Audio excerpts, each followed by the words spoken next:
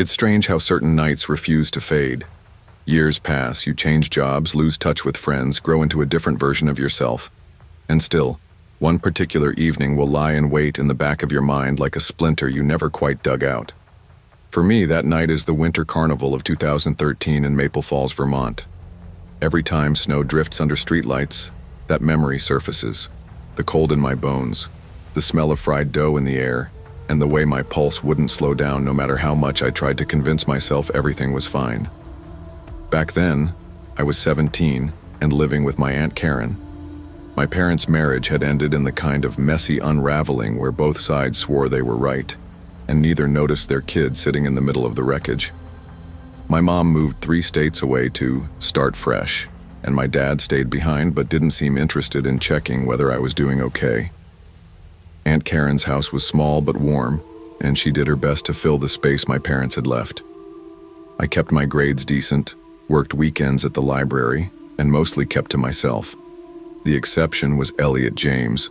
Tall, lanky, and always carrying a camera around like it was an extra limb, Elliot had been my closest friend since the 5th grade. He was sarcastic but never mean, and he had this way of noticing details, like the frost collecting on a mailbox or the way people's eyes shifted when they were lying, that made you feel like you couldn't hide anything from him. We'd been through the awkward braces years, failed attempts at learning guitar, and endless afternoons building snow forts in my backyard. That February, Elliot had been talking nonstop about the winter carnival. He wanted night shots for his portfolio, Ferris wheel lights against the snow, fireworks over the ice rink.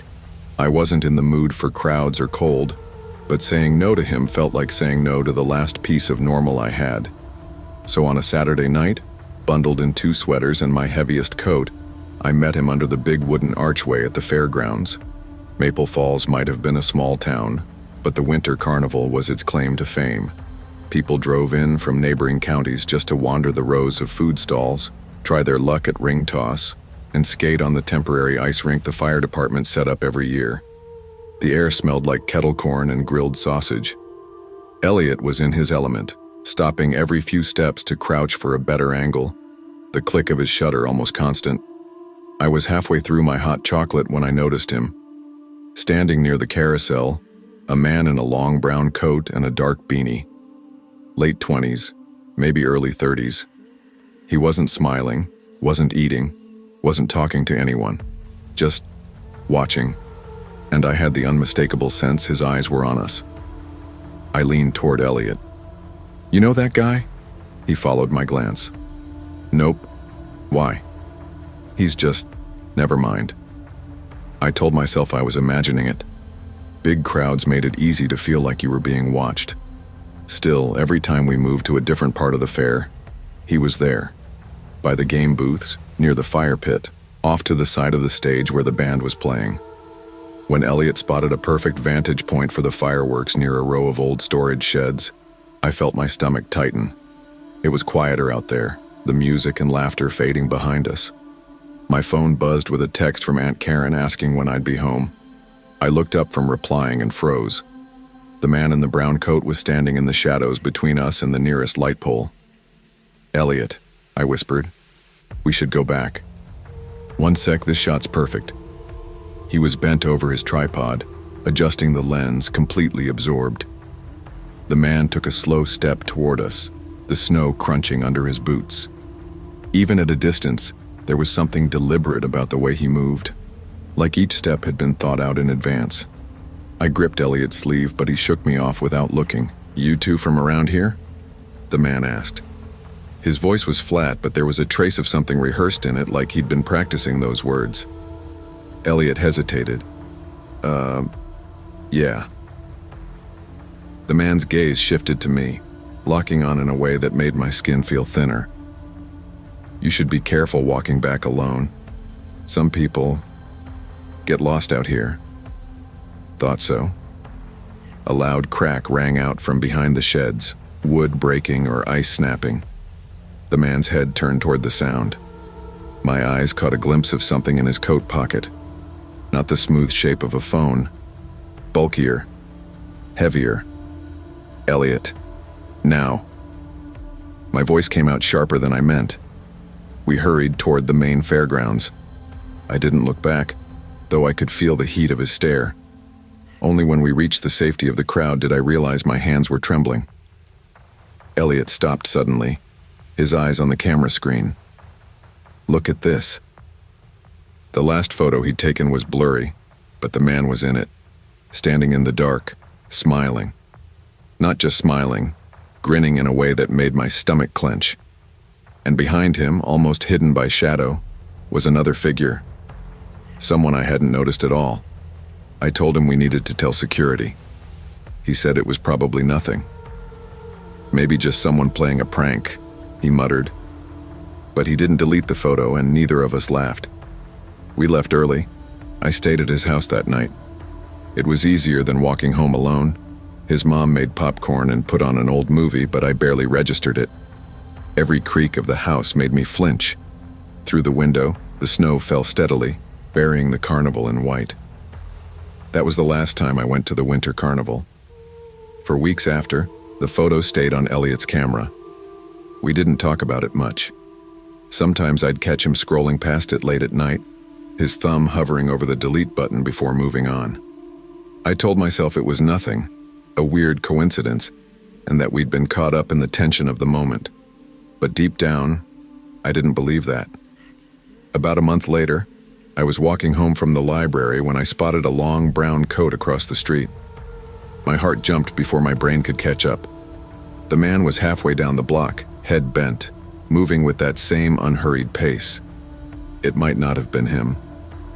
I told myself coats like that weren't rare. But when he reached the corner, he stopped, turned his head, looked directly at me. Then he kept walking. I went straight to Aunt Karen's, locked the door, and didn't tell her. I didn't want her thinking I was making things up for attention. Elliot started acting different too. He was quieter, distracted. He'd skip our usual walks after school, saying he had editing to do. One afternoon, I dropped by his place unannounced. His camera was on the kitchen table, the screen lit up. The photo of the man in the brown coat was zoomed in so far the pixels blurred together, but you could still make out the grin. "You're still looking at it," I said. He jumped, like they were together. "It's weird, right? I mean, look at the other guy in the background. Doesn't it seem I leaned over?" The shadowy figure was almost impossible to make out. Broad shoulders, maybe wearing a hood. "I don't know. Could be anyone." "Yeah," Elliot said, but his voice didn't sound convinced. A few nights later, my phone buzzed at 11:42 p.m. It was a text from an unknown number. "You looked cold that night. Dress warmer next time." My chest went tight. I showed it to Elliot the next day, and his face drained of color. "Respond," he said. "Just don't." Don't, but by then I knew. Whoever had been watching us that night at the carnival hadn't stopped. After that text, I couldn't shake the feeling of being followed. I started checking behind me every time I walked home, taking longer routes just to see if anyone was keeping pace. Most nights the streets were empty, but sometimes I'd catch a flicker of movement in the reflection of a shop window, or the crunch of footsteps in the snow that stopped when I stopped. I told myself it was just nerves. That's what fear does. It teaches you to doubt your own senses. One night in March, Elliot called and told me to meet him at the diner. He sounded urgent. When I got there, he was sitting in a booth with his camera bag open and a manila envelope in front of him. He didn't even say hello, just slid the envelope across the table. Inside were printed photos, grainy, taken at night, from a distance. They were of us, at the carnival, at the library, walking home. In one, I was standing at my aunt's mailbox, head down, flipping through letters. "These were in my locker this morning," he said. No note, no explanation. I stared at the photos. "You think it's him?" Elliot nodded slowly. "Look at the angle. They're taken from far away, but always the same height. It's like he's using the same lens every time." I didn't want to believe it, but the truth was, I'd known for weeks something wasn't right. Whoever this was, they weren't just lurking at public events anymore. They were in our neighborhoods. That night, I asked Aunt Karen if I could start staying later at the library to help with closing. She didn't question it, just reminded me to take the well-lit streets home. I didn't tell her about the photos or the text. Part of me thought saying it out loud would make it worse, but the silence didn't keep him away. The last time I saw the man in the brown coat was in early April, a week before the snow melted for good. Elliot had convinced me to walk out to the old railway bridge for some sunset shots. The place was deserted, just a stretch of rusted steel over the river and the faint hum of water below. We were halfway across when I saw him. He was standing at the far end of the bridge, hands in his coat pockets, face shadowed by the sinking sun. That grin, I recognized it instantly. "Elliot," I said quietly. "I see him." His voice was tight. He raised his camera like he was about to take a picture, but the man took one slow step forward. Then another. There was nowhere to go except back the way we came. My legs felt heavy, but I forced them to move. The man didn't speed up, didn't shout, just kept closing the distance with that deliberate walk. Halfway back to solid ground, I heard Elliot's shutter click twice, then stop. I didn't look back until we hit the road. When I did, the man was gone. Just empty bridge behind us. We went straight to the police station. They took our statements, glanced at the photos, and said there wasn't much they could do without proof of a direct threat or trespassing. That night, Elliot called and said he'd finally deleted the carnival photo. "Looking at it, he'll stop," he said. I wanted to believe him. Maybe if we stop a week later, he and his mom moved to Burlington. My aunt said it was for a job opportunity, but I never got the real reason from him. We still text sometimes, but we don't talk about the winter carnival. As for me, I still live in Maple Falls. I still walk past the fairgrounds in winter. And every so often, just at the edge of the snow-lit dark, I swear I see a tall figure in a brown coat, standing too still to be anyone in a hurry. Watching, waiting. You can tell yourself it's nothing. You can try to explain it away. But when something feels wrong, trust your instincts. Fear might lie to you, but so can comfort. And sometimes, the worst mistake is convincing yourself there's no danger at all. There are certain mornings that seem ordinary until you look back and realize they were anything but. Years later, you remember every detail: the smell of coffee in the air, the scrape of a chair against tile, the way someone's voice sounded when they said your name. I've carried one of those mornings with me since April 2016, when I was 20, and still figuring out what kind of person I wanted to be.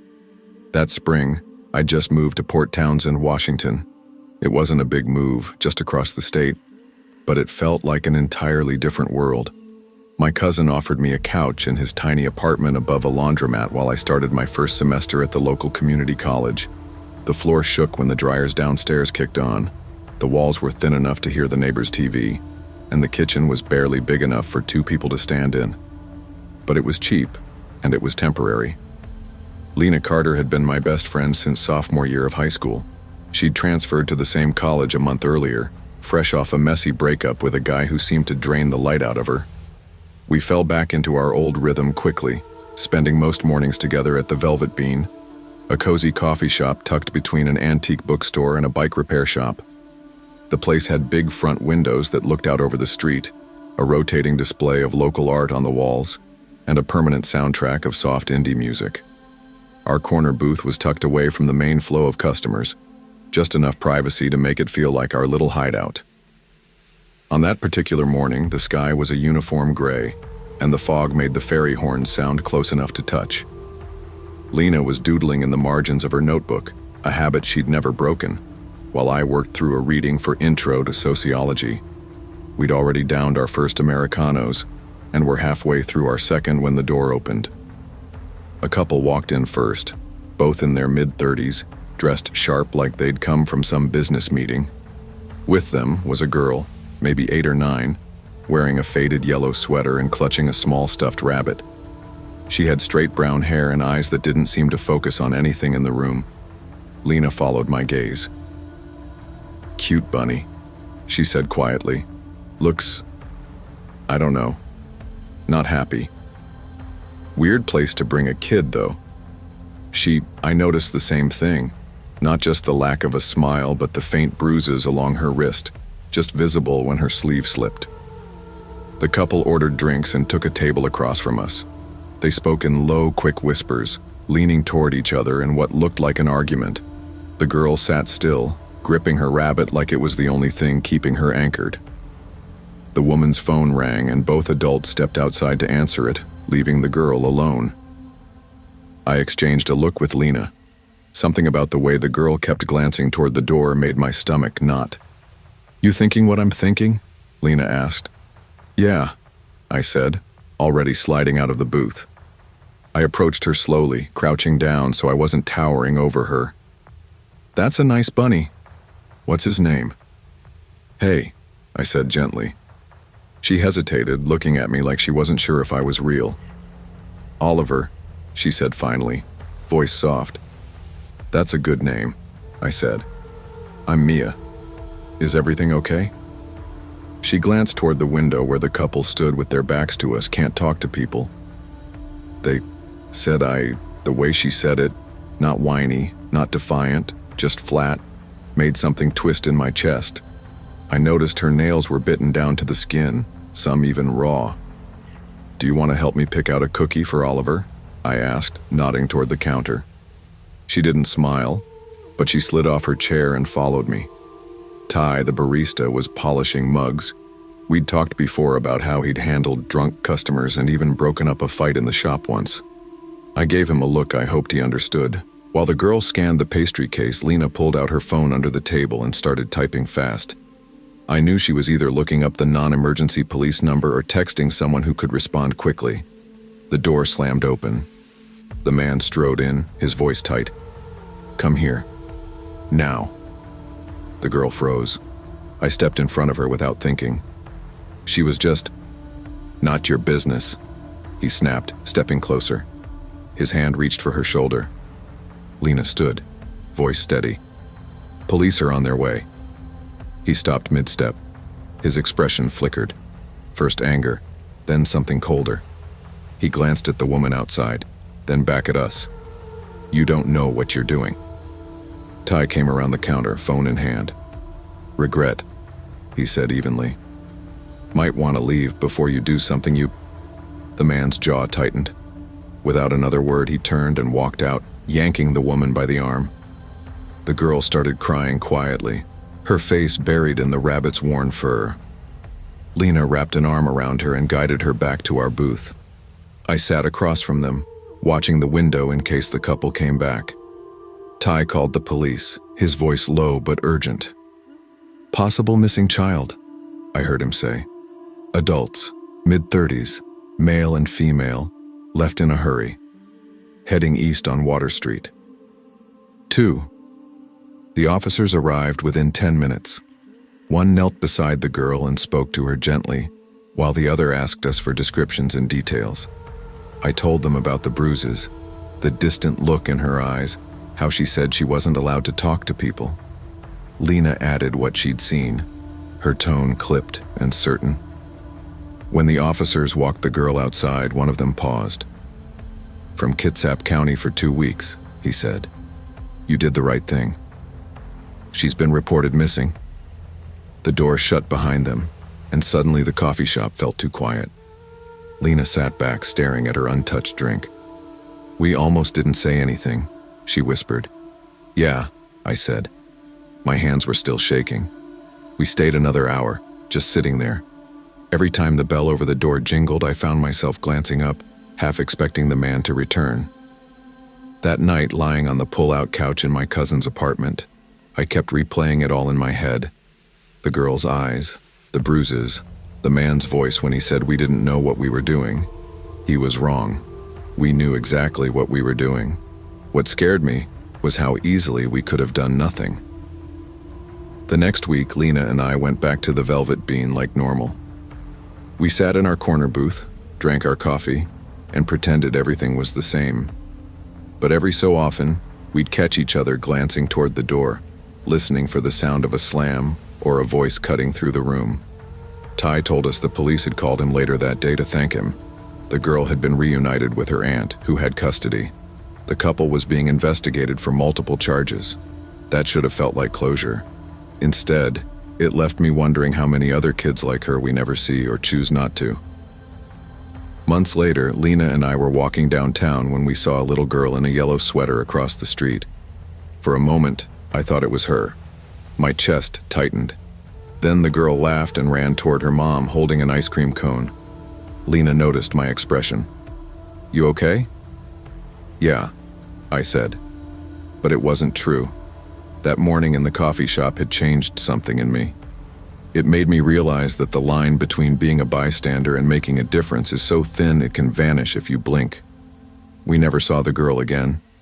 I hope she's somewhere safe, that she still has Oliver the rabbit, and that she meets more people who step in instead of looking away. Sometimes when I'm sitting in a coffee shop, I'll catch myself scanning the room without even meaning to. Not looking for trouble exactly, just making sure no one is sitting alone, too quiet, with eyes that seem far away. When something feels wrong, don't ignore it. Stepping in might feel awkward, inconvenient, or risky, but silence can cost more than you think. You might be the only person willing to act, and for someone else, that can mean everything.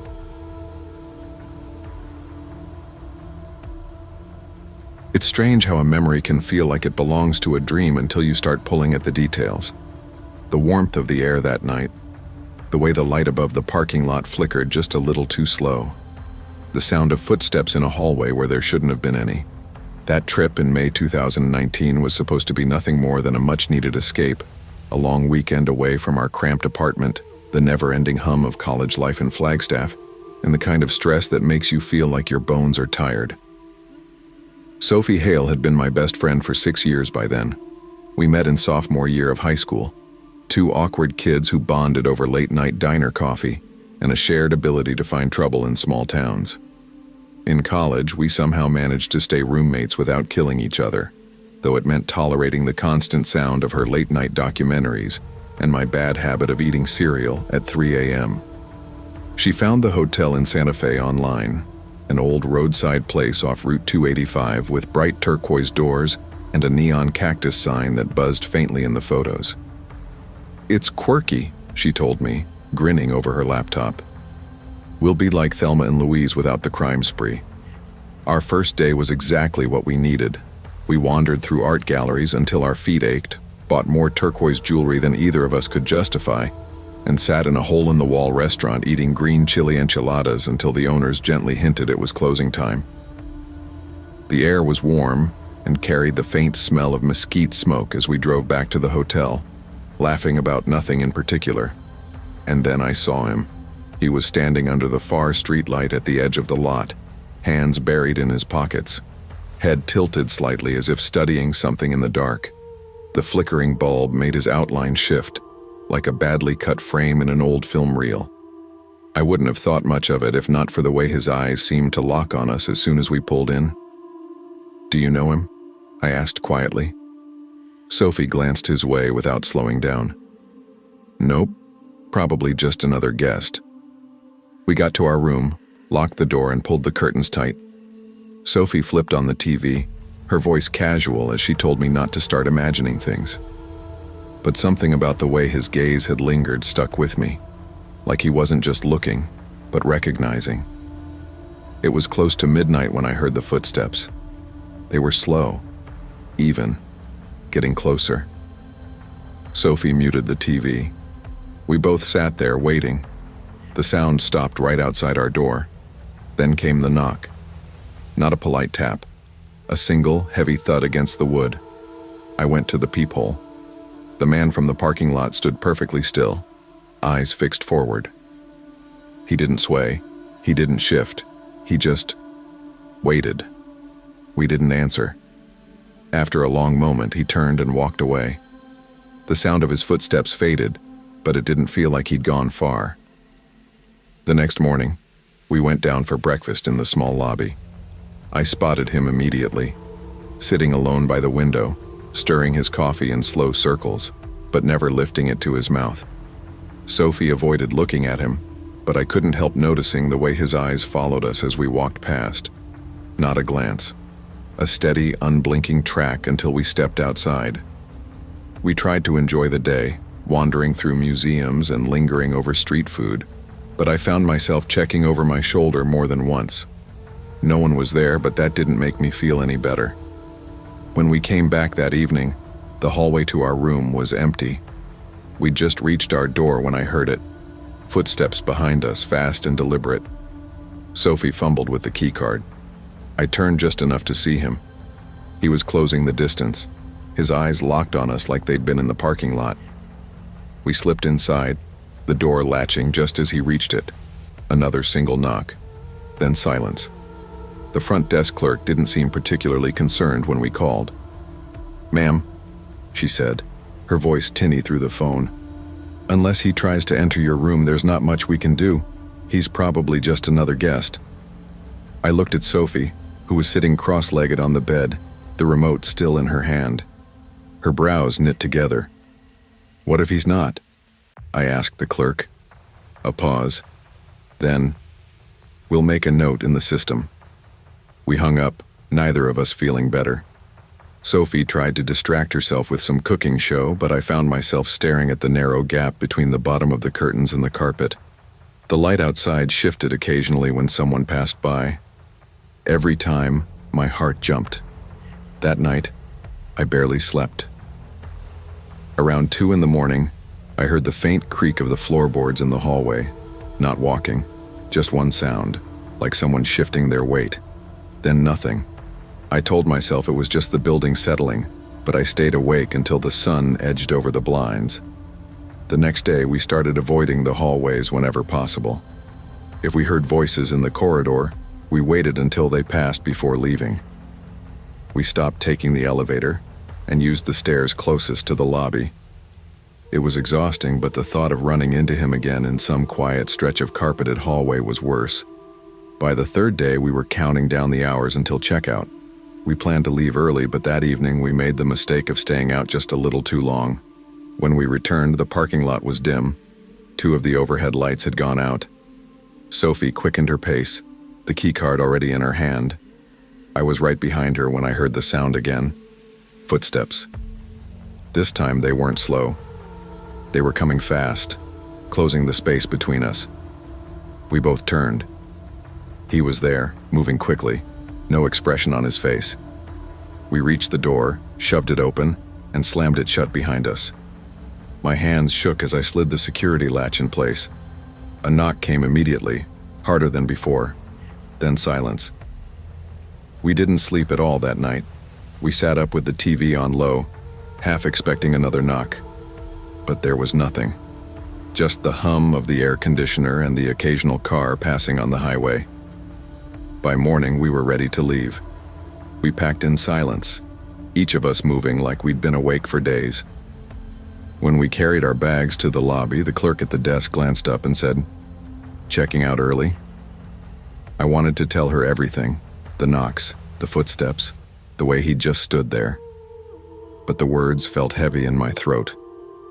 Outside, the air was already warm. We loaded our bags into the car. Sophie shut the trunk, then froze. He was leaning against a silver sedan at the far end of the lot, arms crossed loosely. This time, he was smiling. Not a wide grin, just a small, knowing curl of the lips. "Have a safe trip," he said. We didn't answer. We got in the car, locked the doors, and drove. It wasn't until we hit the highway that Sophie spoke. I don't think he was a guest. Neither did I. We drove the first 20 miles in silence, the desert flattening out around us, the morning sun turning everything gold. I kept checking the rearview mirror, half expecting to see that silver sedan trailing us, but the road behind was empty. It wasn't until we stopped for gas near Española that we spoke. Sophie leaned against the car, arms folded. "Do you think he knew what room we were in?" she asked. I thought about the knocks, always stopping at our door, never anyone else's. "Yeah," I said. "I think he knew." The rest of the drive to Flagstaff felt longer than the trip out had, every roadside motel and quiet parking lot making me uneasy. It wasn't just fear of him following us.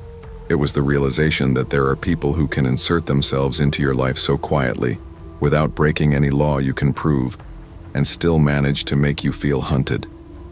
When we got home, I double-checked the locks before I even unpacked. That night, Sophie called her older brother, a police officer in Phoenix, and told him the whole story. He didn't laugh it off. "If it happens again," he said, "call the police right away. And keep records. Times, dates, everything." Weeks went by, and nothing happened. No strange knocks, no unfamiliar cars parked outside our place. But every time I walked down a long hallway, in an office, a hotel, even the school library, I caught myself listening for footsteps behind me. Sophie and I never stayed in budget motels again. We read reviews more carefully, checked parking lots before unloading our bags, and asked for rooms close to the lobby. It wasn't paranoia, so much as realizing how thin the line is between harmless and dangerous, and how often you can't tell which side someone is on until it's too late. Sometimes I wonder who he was, if he really was just another guest. But I keep coming back to one thing. He never had luggage. Not once. I still hear those footsteps sometimes, even in my dreams. Slow at first, then faster, closing the gap. And I always wake up before the knock. Some people you meet by chance, others seem to find you on purpose. The hard truth is, you may never know which kind you're dealing with until you're already too close. Trust the feeling in your gut, even if you can't explain it. Safety doesn't always come from being right. Sometimes it comes from acting before you're sure. Looking back, I can't pinpoint the exact moment things turned strange. It wasn't like a movie where the music swells and you know something bad is coming. It was quieter than that. The summer of 2017 was my first taste of what I thought was real adulthood. I'd landed an entry-level job at a small publishing company in Richmond, Virginia. A building with creaky floors, fluorescent lights that hummed, and a coffee pot that tasted faintly of burnt toast no matter who made it. I was 23, broke, and living in a one-bedroom apartment above a florist shop with my best friend, Holly Peterson. We'd met during freshman year of college, back when we thought running our own press would be romantic and rebellious. Instead, we ended up proofreading cookbooks about casseroles and answering emails about print delays. Still, it felt like progress. Our office was a strange ecosystem. 15 people total, each with their quirks. Mara, the receptionist who knew everyone's secrets, Phil from layout who wore the same corduroy jacket year-round, and our boss, Ruth, who had a voice like she was always telling you bad news. Holly's desk was in the back near the printers, and mine was up front by the window. We'd wave to each other across the room, usually while sneaking each other sarcastic post-it notes about the day's chaos. For the first month, it was boring in the most comforting way possible. We'd do coffee runs, split sandwiches from the deli next door, and occasionally suffer through awkward office birthday celebrations where everyone stood around singing too quietly. Then, in early August, Daniel Price started. He was in his late 20s, tall but not imposing, with pale skin and a habit of never quite meeting your eyes. Or, when he did, holding your gaze a beat too long. He barely spoke beyond the bare minimum required for work. I didn't think much of it at first. Some people are just reserved. But there was one thing I noticed immediately. He never smiled. Not once. At lunch one day, I mentioned it to Holly. She shrugged, stabbing at her salad. He's probably just shy. She said it like it was the end of the discussion, but I couldn't shake the way he always seemed to be near her. At the printer with no papers, in the break room at the same time she was, walking in from lunch right behind her. Too often to be coincidence. Mara noticed it too. One afternoon, as I was passing the front desk, she leaned in and whispered, "Your friend's got an admirer." Her tone made it sound less like gossip and more like a warning. It started small, sticky notes left on Holly's desk when she was away, never signed, always vague. "You have a nice laugh. Some people don't appreciate you enough." We joked about it at first, assuming some awkward office flirt was testing the waters. But then came the clown figurines. The first one showed up on a Wednesday, a little porcelain clown with a cracked smile sitting on Holly's chair when she arrived. We laughed, called it creepy, and put it on her desk like it was a gag gift. 2 days later, another appeared, then another. By the time there were 4, she started keeping them in a drawer, so she didn't have to see them staring at her all day. Around that time, I had my own encounter. I was working late, the office dark except for my desk lamp. I heard the water cooler bubble and turned to see Daniel standing by Holly's desk. He wasn't touching anything, just staring at her empty chair like he was studying it. "Daniel?" I said. He turned slowly, nodded once, and walked past me without a word. I told Holly the next day. She forced a laugh, but her eyes flickered with unease. From then on, we made sure neither of us was in the office alone with him. The turning point came on a Friday morning. I came in early to get a head start before a deadline. The office was quiet, except for the copier humming in the corner. As I walked past the break room, I saw him, Daniel, sitting at the table with a mug of coffee. In front of him was a clown figurine just like the others, but this one had a photo tucked under it. A candid shot of Holly, taken from the side, her hair pulled back, wearing an old t-shirt. It wasn't from work. My stomach dropped when I realized it was from our apartment balcony. My voice caught in my throat. "Where did you—" He smiled. For the first time since I'd met him, he smiled. And it wasn't kind. I backed out of the break room, went straight to Holly's desk, and told her to pack her bag. We walked out without telling anyone, my pulse pounding the whole way down the stairs. That weekend, we called the police. It turned out Daniel had a history, a restraining order from a former co-worker in another state. The details were enough to make my hands shake while I listened. The company fired him on Monday, but that wasn't the end. Within 2 weeks, Holly started getting envelopes with no return address. Inside each one was a single clown sticker, no note, no explanation. Just the sticker, staring back at her from the kitchen table. We reported it, but nothing came of it. Without proof of who sent them, the police couldn't do much. We changed the locks on the apartment, kept the blinds closed, and avoided walking alone after dark. Holly stopped sitting on the balcony altogether. Months later, the letters stopped. Maybe he got bored. Maybe he moved on. But even now, years later, I still catch myself scanning crowds for his face. Holly and I both carry that summer like a shadow, not always visible, but always there. We never figured out how he got the photos, whether he followed us home or watched from somewhere nearby. Sometimes I think about asking Holly if she still has the clown figurines, but I don't really want to know. It's strange how a person can enter your life so quietly and leave behind something you never shake. I think about that first smile he gave me, how it felt like the air in the room shifted, and I remember deciding, in that moment, that we had to leave right then, without second guessing. When your instincts tell you something is wrong, trust them. Danger doesn't always announce itself loudly. Sometimes it hides in small, unsettling patterns. It's better to act and be wrong than to hesitate and find out you were right too late.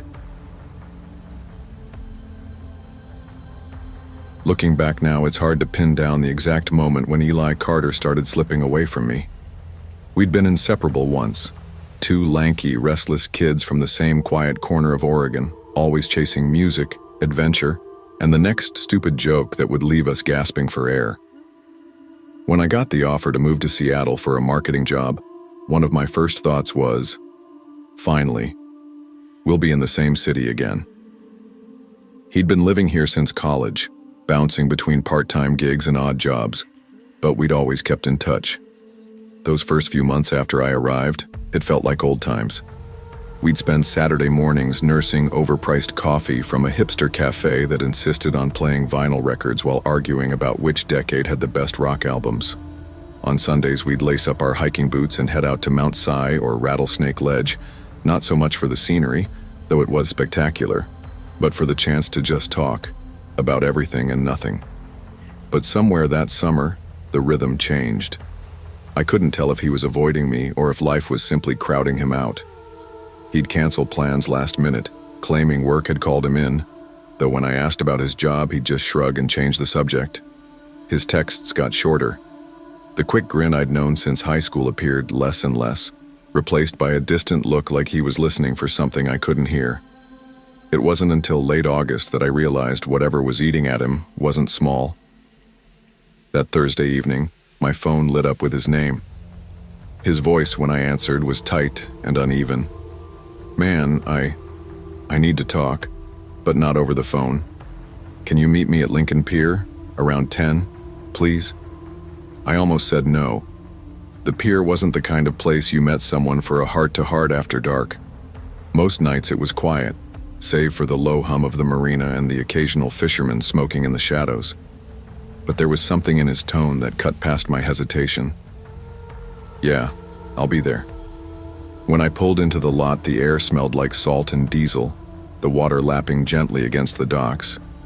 Eli was leaning against the railing, hood up, hands buried deep in the kangaroo pocket of his sweatshirt. He didn't smile when he saw me, didn't move at all, just tilted his head toward a bench a few feet away. Sitting there was a man I'd never seen before.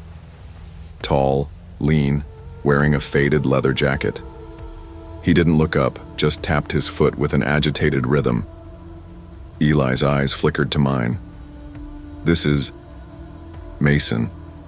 I owe him money. A lot of money." At first I thought he was joking. We'd pulled pranks before, staged fake band breakups just to mess with people. But the way he avoided my gaze told me this wasn't one of those times. Mason rose slowly from the bench, closing the distance between us with deliberate steps. His voice, when he spoke, was calm but razor sharp.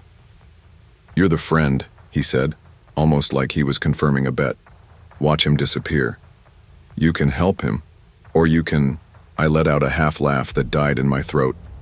"Help him how?" He smiled faintly. "Come with us. We'll sort things out."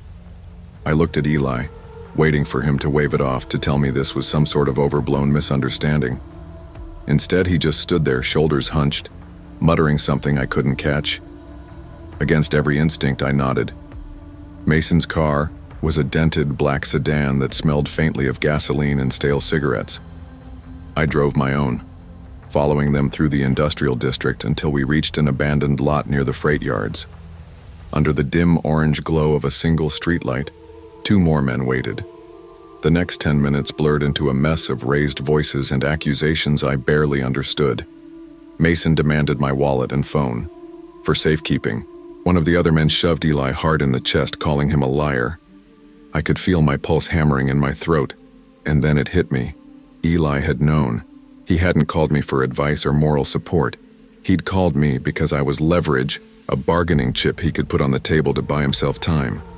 The betrayal burned hotter than the fear. While one man turned to spit on the ground, I made my move, shoving him aside, sprinting toward the chain-link fence at the far end of the lot. My hands scraped raw as I pulled myself over. I landed hard on the other side, hearing shouts and hurried footsteps behind me. My legs pumped faster than I thought possible until headlights swept across me. A rideshare car, slowing at the sight of my panic, stopped long enough for me to yank open the door and collapse inside. By the time I'd caught my breath enough to speak, the lot was gone behind us. I didn't know if Eli was still there, or if he'd even tried to follow. All I knew was that something had shattered between us that could never be fixed. I didn't go home right away. The rideshare driver, a middle-aged guy with kind eyes, insisted on taking me straight to the police station after I spilled out the short, stuttering version of what happened. He even waited in the parking lot until I came back out. The officer at the desk listened politely, took a few notes, and asked me to describe Mason and the other men.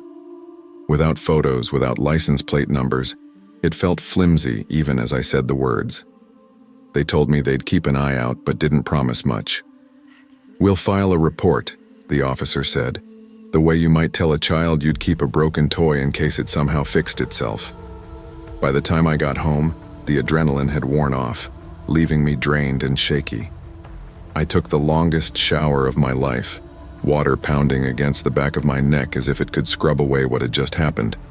but it didn't wash away the image of Eli standing there, watching me get surrounded without moving a muscle. The next morning, I texted him, "We need to talk." No reply.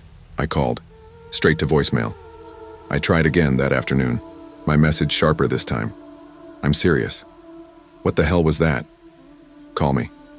Still nothing. By the third day, I drove to his apartment. The blinds were drawn. A thin strip of tape with a realty company logo was stuck to the doorframe, like they'd just changed the locks. When I asked the landlord, a guy in a worn Seahawks hoodie, he said Eli had moved out overnight. Told me he got a job offer back east, left the keys in the mailbox. I knew he was lying, or maybe Eli had lied to him too. Either way, Eli was gone.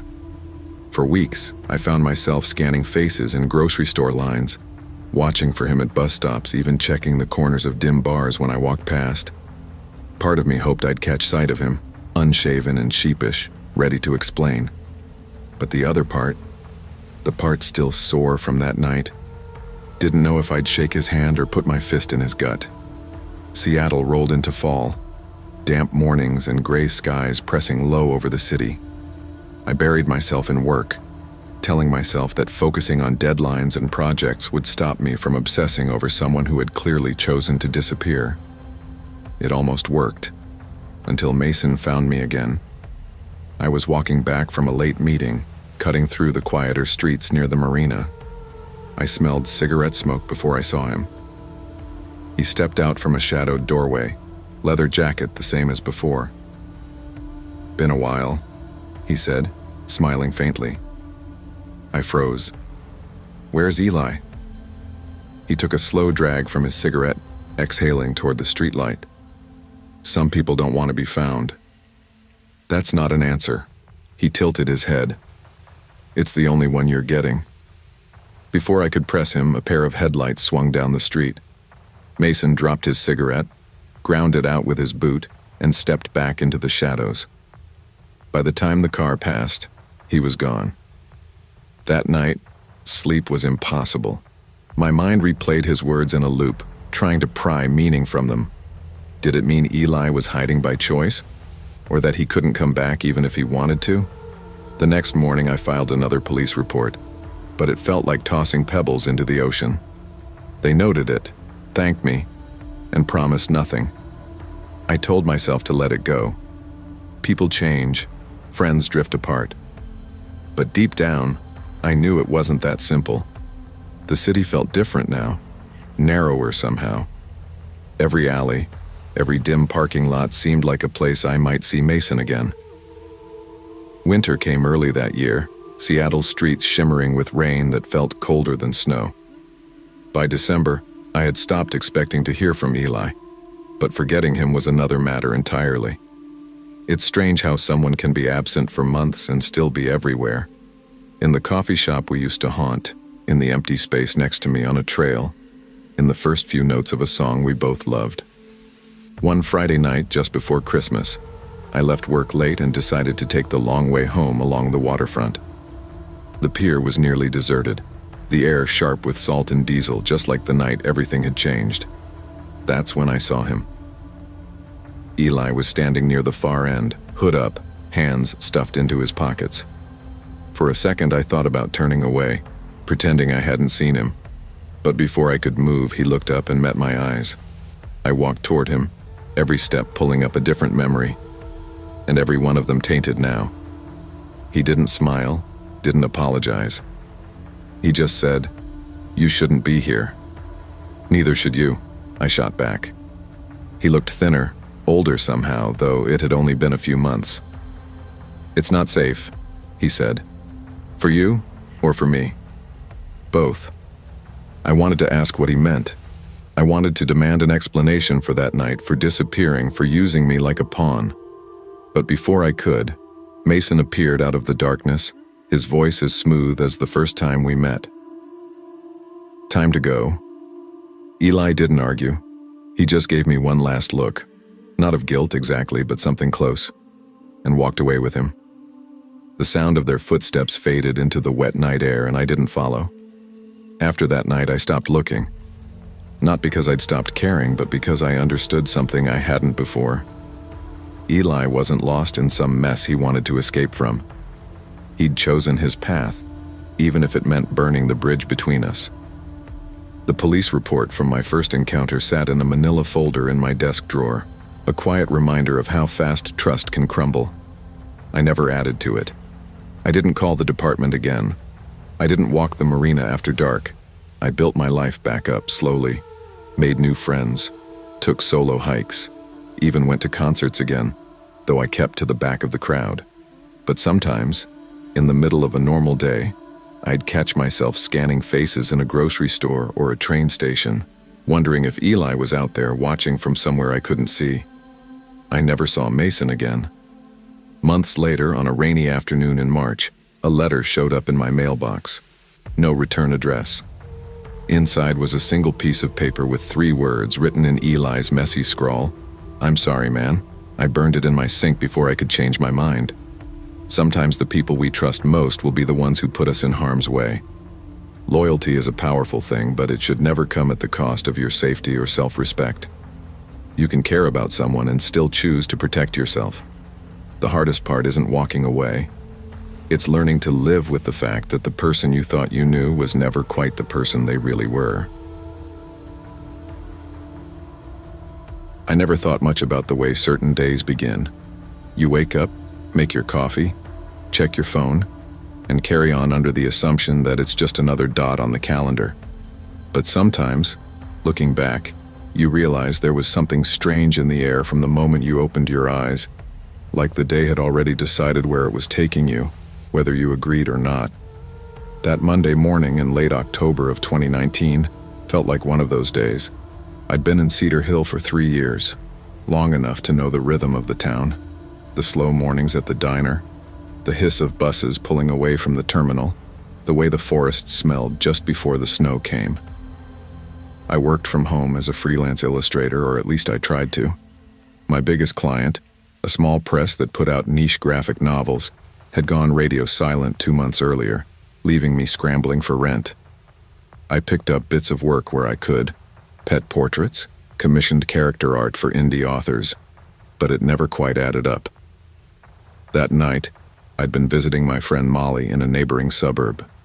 Molly had that sort of warm, bustling apartment where you could lose track of time just listening to her talk.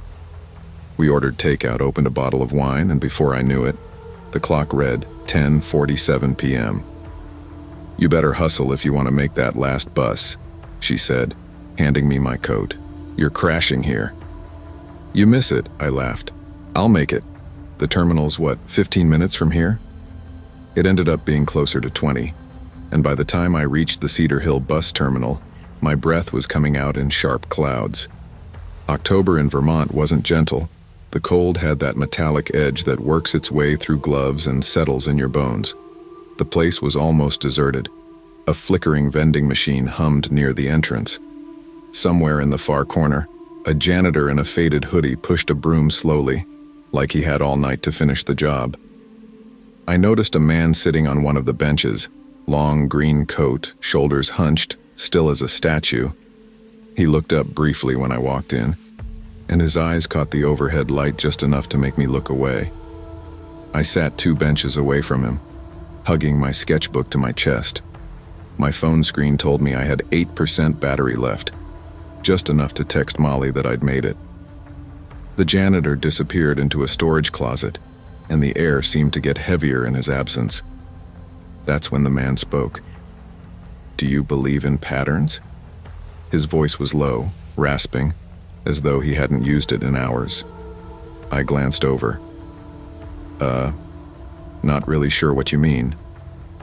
He leaned forward, resting his elbows on his knees. "Some nights, they're designed to happen in a certain way, no matter what you do.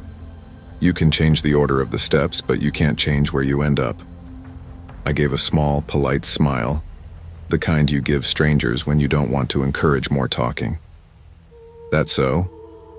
He nodded once, eyes fixed on me. "You'll see." Before I could think of a way to end the conversation, the hiss of air brakes filled the room. The last bus had arrived. The relief that came when those headlights spilled across the terminal windows was almost physical. I stood slinging my bag over my shoulder.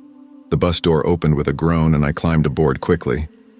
The driver wasn't the man I usually saw. Tom, a stocky older guy with a quick smile who liked to tell corny jokes.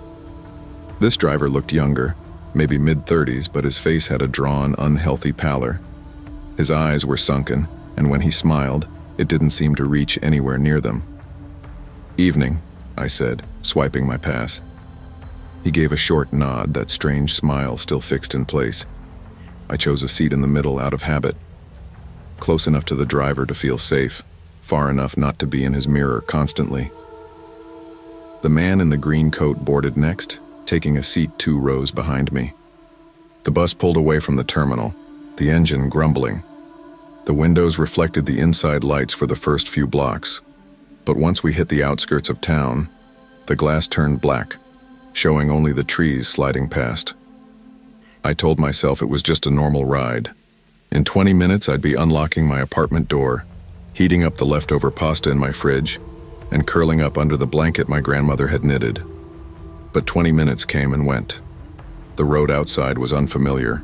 No gas stations, no street lamps, just dense forest pressing close to the edge of the asphalt. I frowned, leaning toward the aisle to see ahead.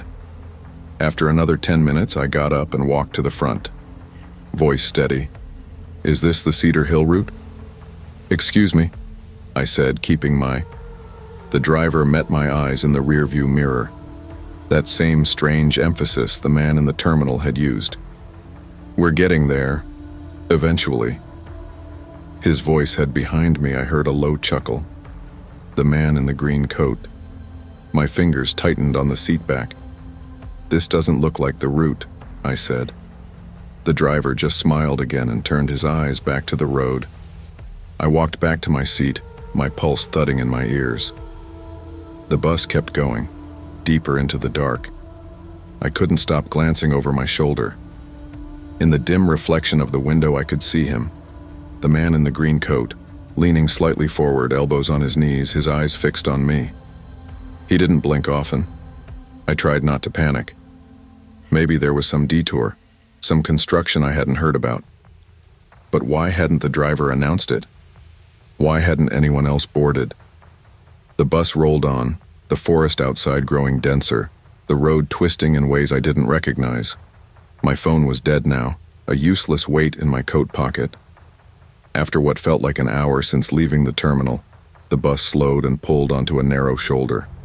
There was no signpost, no houses, not even the faint glow of a distant porch light. The driver turned in his seat to look at me. "This is your stop." I stared at him. "No, it's not. I'm not getting off here." His smile widened, but his eyes stayed flat. "It is tonight." I felt the shift in the air behind me before I saw it. The man in the green coat stood moving into the aisle. His presence filled the narrow space, blocking the way to the back. "I think there's been a mistake," I said, my voice tighter than I wanted it to be. "No mistake," the man said softly. "It's just how it goes." The open bus door let in a gust of icy air. I could hear the wind in the trees, a deep rushing sound like the ocean in a seashell. I gripped my sketchbook like it could somehow defend me. My options were slim: push past him toward the back and pray there was an emergency exit, or take my chances out there in the dark. The driver tapped the steering wheel impatiently. Time to move. I took a slow step forward, then another, my mind racing. The ground outside was hard, frozen under a thin skin of frost. The moment I stepped down, the bus door hissed shut behind me. The rumble of the engine faded as it pulled away, leaving me alone with the man in the green coat. The headlights swept over the trees one last time before disappearing. "You'll be fine," he said, "if you keep walking." "Where am I?" I asked. "Somewhere between where you were and where you're going," he said. Then he smiled faintly, as if the words were a private joke. I turned away from him and started walking down the road. My breath puffed white in the dark. My toes ached in my boots, and each step made me more aware of how far I was from anything familiar. Every few seconds I glanced back. The man wasn't following, but he was still there, standing exactly where I'd left him, his silhouette a dark slash against the trees.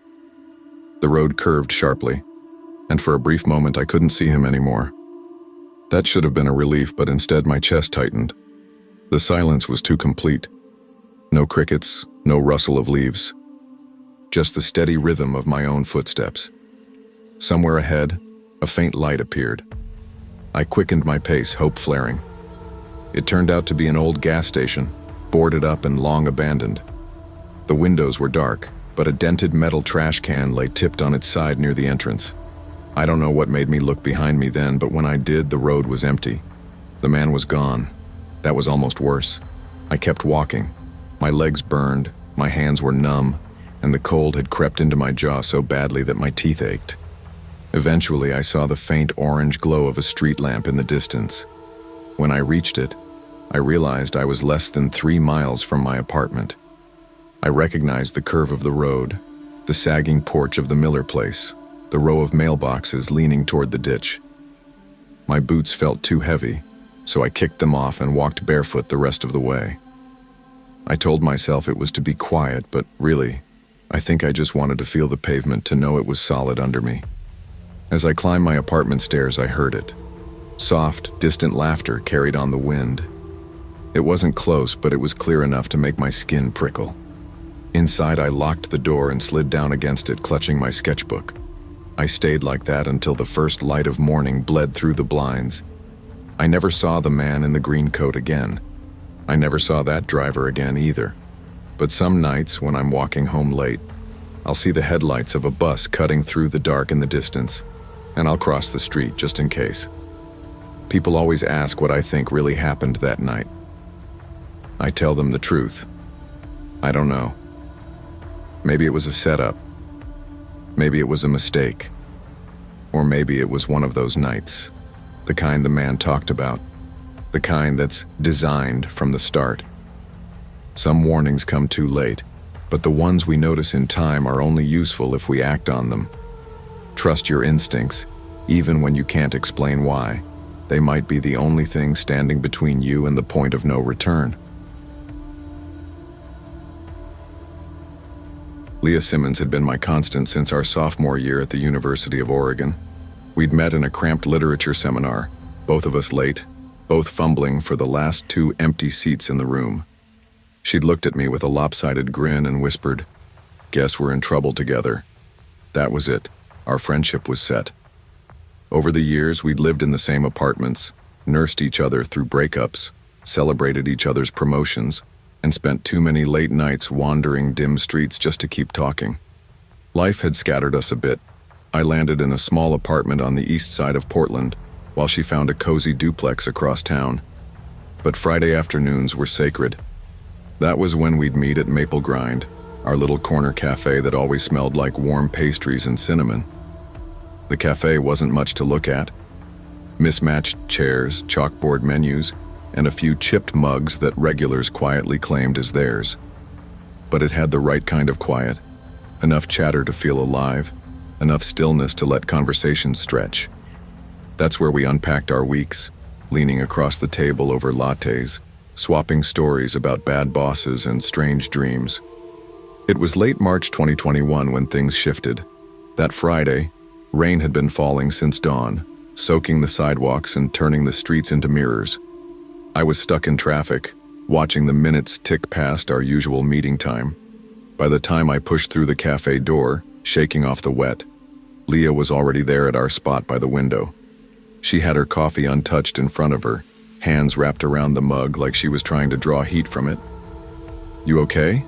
I asked, dropping into the seat across from her. She hesitated just a little too long. "Yeah, just tired." But I'd known Leah for almost a decade, and I could read the tension in the way her shoulders curled inward, the way her eyes kept darting toward the counter.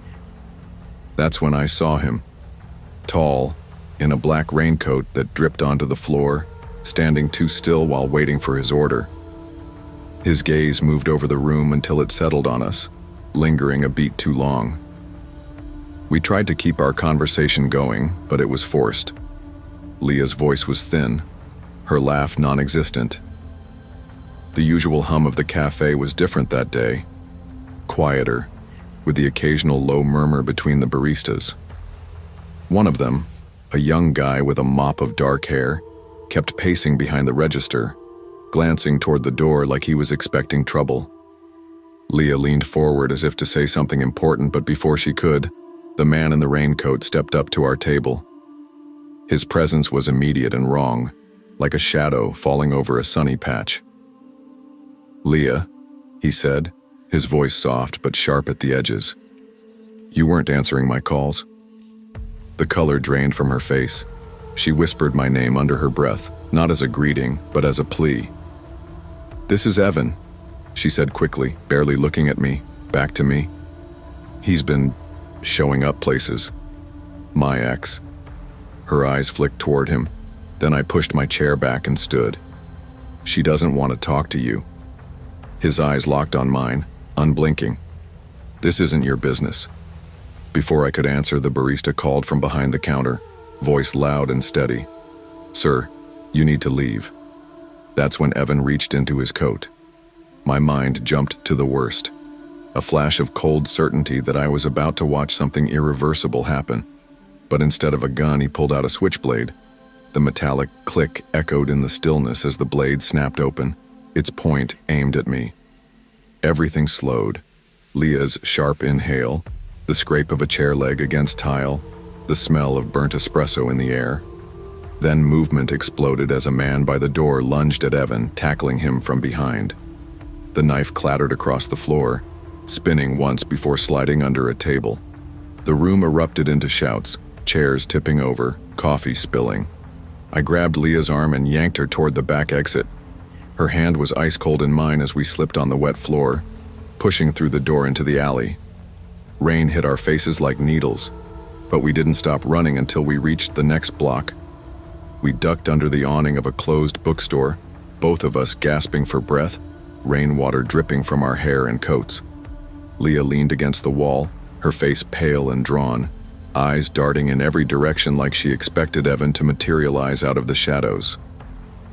"You have to tell me what's going on," I said, keeping my voice low but firm. She swallowed hard. "It's been weeks. He's been outside my place at my job. I thought maybe if I ignored him."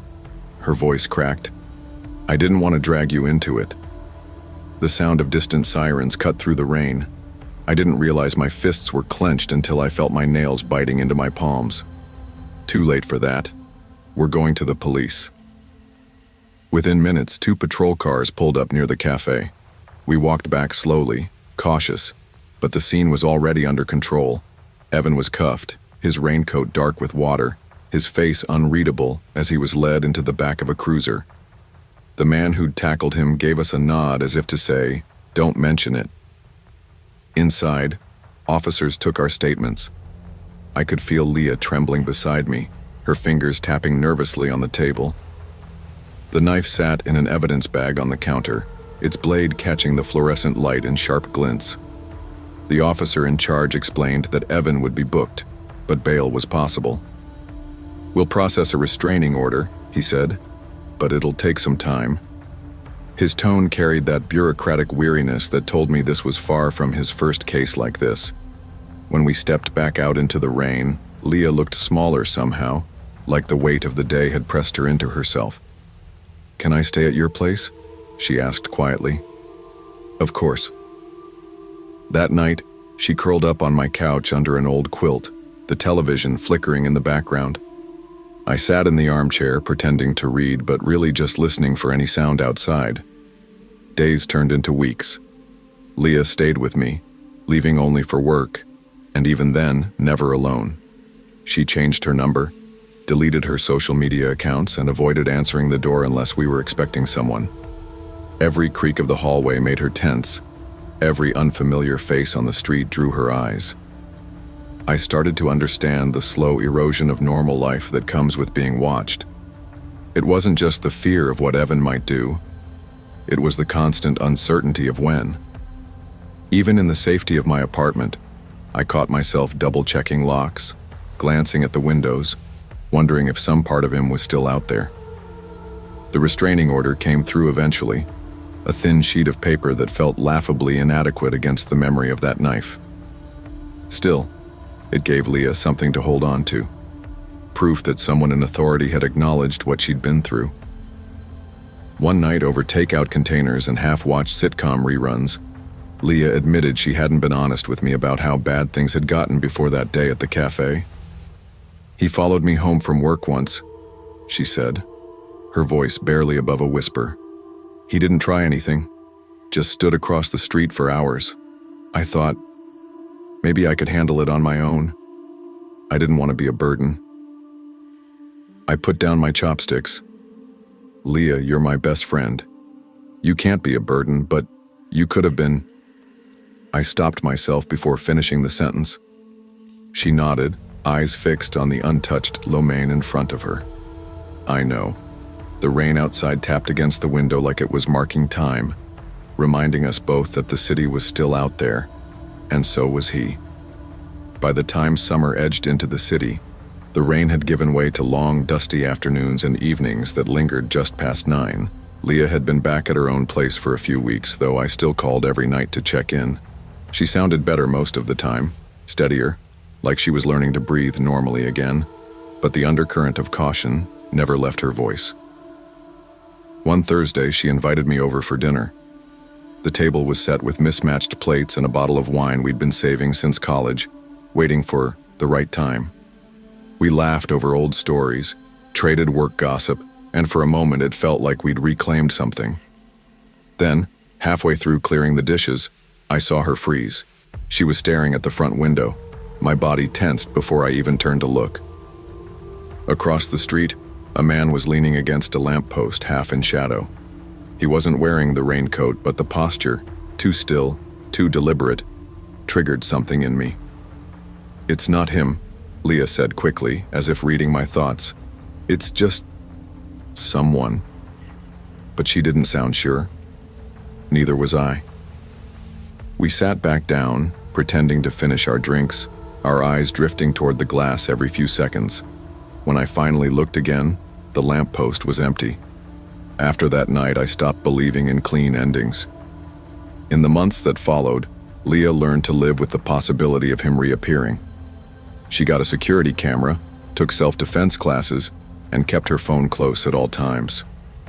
I stayed close too, not because she needed protecting, but because I understood the quiet devastation of knowing the worst moment of your life could repeat itself without warning.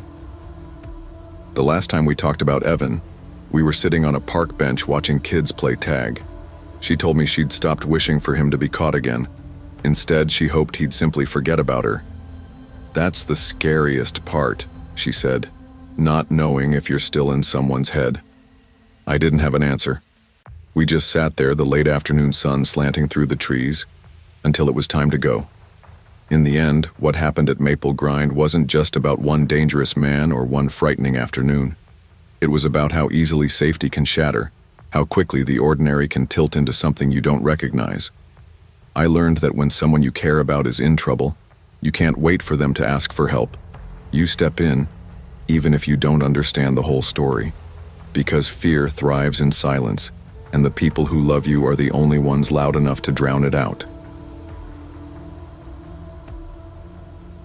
The night Denver changed for me didn't begin with gunshots. It began with the sound of Ryan Mitchell's laugh echoing off the walls of our ambulance bay, bouncing between steel lockers and the faint smell of diesel. That laugh had been part of my life for years. We met back in 2011, two rookies sweating through paramedic training, learning how to start IV lines on each other's arms, how to run toward trouble when everyone else ran away. Ryan was sharp under pressure, the guy who could joke with a stabbing victim to keep them conscious while I worked on the bleeding. Our friendship wasn't just forged in training manuals and hospital hallways. We'd swapped couches when relationships imploded, split rent when money got tight, and drank together in the kind of dim-lit bars that welcome exhausted first responders without questions. It wasn't the kind of friendship you thought about. It was just there, steady as the sound of the monitor in the back of the rig. By 2016, we'd been partners for 5 years. October that year was unusually cold, the kind of cold that seemed to seep through your coat and settle in your bones. It was late one Friday night, our shift dragging past the 12-hour mark, when the dispatcher's voice crackled through. Reported shooting, multiple callers, outside a place called the West Point Motel. My first thought was that the West Point was trouble even in daylight. We pulled up to flashing blue and red, the cold air stinging as soon as I opened my door. A young man lay on the pavement in front of the motel office, his hoodie soaked dark in the center of his chest. Officers were already on scene, waving us forward. I knelt beside him, cutting away fabric, searching for an entry wound. "Ryan, hand me the occlusive dressing," I said without looking up. Silence. "Ryan." I turned and saw him standing a few feet away, hands still at his sides, eyes locked on the victim's face. His expression wasn't shock exactly. It was something heavier, a recognition that didn't belong here. I called his name again, sharper this time. He blinked, moved toward me, handed over the dressing like his mind was somewhere else entirely. We worked the case, but the kid was gone before we even left the scene. Back in the rig, Ryan sat in the passenger seat without a word. I let it go. We all handled loss differently, but in the weeks that followed, his silence didn't fade. The changes were subtle at first. A missed shift here, a few too many beers after work there. Ryan was always one to blow off steam, but now it felt different, quieter, like he was trying to bury something. He started dodging my questions, turning conversations toward anything but that night at the West Point. Then one evening in early November, he showed up at my apartment without warning. His face looked thinner, skin pale under the porch light. "That kid," he said before I even asked him in, "at the motel, he was my cousin." I stepped aside and he came in, pacing my living room. "I didn't know he was running with those guys," Ryan went on. "Trigger. And they know I know. But I think I know who pulled the words landed like stones. I wanted to tell him we needed to go to the police, but he cut me off. "No, it'll make things worse. You have no idea what these people will do." I'd seen Ryan calm in rollover accidents and house fires, but now his voice shook like the cold had finally reached his bones. He stayed an hour, long enough to drink half a cup of coffee and swear me to silence. When he left, I stood in the doorway long after his taillights faded, wondering what kind of trouble had just walked into my life with him. The days after Ryan's confession felt heavier, like the air itself carried weight. At work, he was half present, his eyes scanning corners and alleyways as we drove. I told myself it was just paranoia bleeding over from his grief. But that theory started to crumble one Tuesday afternoon on a run to a cardiac arrest. We were rolling down Colfax when I noticed a black SUV in the left lane, keeping perfect pace with us. Normally, I wouldn't think twice about traffic shadowing us, but when we turned onto Grant Street, it turned too. A few blocks later, when we switched routes after hitting construction, the SUV appeared again in the mirror. "See that?" I asked. Ryan glanced back without turning his head. "Yeah, ignore it." That was the first time I realized he'd already noticed, and that he wasn't surprised. It didn't end there. Over the next week, the SUV showed up twice more. Once while we were parked outside the ER, once as we were returning to the station. Each time, it would linger just long enough for me to be certain, then vanish into traffic like smoke. Then came the message. It was a Friday night, bitterly cold, and I was leaving the station after paperwork when my captain's voice called me back. "You're gonna want to see this," he said, leading me outside to the far side of the building. Spray painted across the aluminum siding in uneven red letters, "You talk, you're next." The paint was fresh, glistening under the security lights. The words seemed to vibrate in the cold air, sharp as a blade. I felt my hands go cold inside my gloves. The captain didn't ask questions. He just called the police. Officers came, took photos, asked if anyone had enemies. I kept my answers clipped, but my mind was already replaying Ryan's voice that night in my apartment. "They know I know." When I told him about the graffiti, his face darkened. "You went to the captain?" "I had to," I said. "This isn't just about you anymore. They're threatening all of us." "You don't get it," he snapped. "The more attention you bring, the closer they'll get." I pushed back hard, and for the first time in all our years, the air between us felt hostile. We didn't ride together the next shift, we didn't speak for days. By the following week, he'd taken a leave of absence. No warning, no goodbye, just gone. His locker stood half open, a pair of boots inside like he'd be back any minute. But he never returned. Months passed without a word. I told myself he was hiding out somewhere safe, that he'd call when things settled. The truth came 2 years later, on a bright autumn afternoon, when I saw him standing across the street at a busy intersection. He looked older, thinner, eyes shadowed, wearing a plain ball cap pulled low. He didn't wave, didn't cross over, just watched me for a moment, unreadable, and then turned into the crowd. I don't know if he was there to warn me, or to make sure I remembered the deal we never made but somehow lived by: silence in exchange for survival. I didn't see Ryan again after that afternoon, but his absence didn't fade like I thought it would. It became part of the city for me, a missing piece I felt whenever we drove past the West Point Motel, or when I passed a black SUV in traffic and found my pulse quickening without reason. Work went on. Partners came and went, each with their own quirks and rhythms, but no one ever filled the space Ryan left. That's the thing about people you've shared life and death moments with. They don't get replaced. They stay in your bones. Some nights after a rough call, I'd find myself walking past his old locker. The boots were gone now, replaced by another medic's gear, but the faint scuff marks on the floor were still there. I'd think about how fast things unraveled. One call, one body on the pavement, and a lifetime of loyalty turned into a story I couldn't explain to anyone outside of it. What gnawed at me most wasn't just the threat we faced, but the truth Ryan carried. If he knew who pulled the trigger that night, then somewhere out there, someone had gotten away with murder. And because of fear, his and eventually mine, we'd let that truth rot in the dark. I tried once to track him down. Called an old roommate of his, reached out to a mutual friend from training. They'd say, if he's smart, he's keeping it that way. And maybe that was the point. Staying gone was survival. Staying silent was protection. For him, for me, for anyone who'd ever been within arm's reach of that motel's front door. But silence comes with a cost. It eats away at you, a slow erosion that doesn't stop. Every time I rolled past a call that looked routine, a bar fight, a domestic, a shooting in the bad part of town, I felt the weight of what we didn't do, the name we never said, the case that never made it into the system. I still don't know if Ryan blames me for going to the captain. I don't know if he was grateful, furious, or just resigned.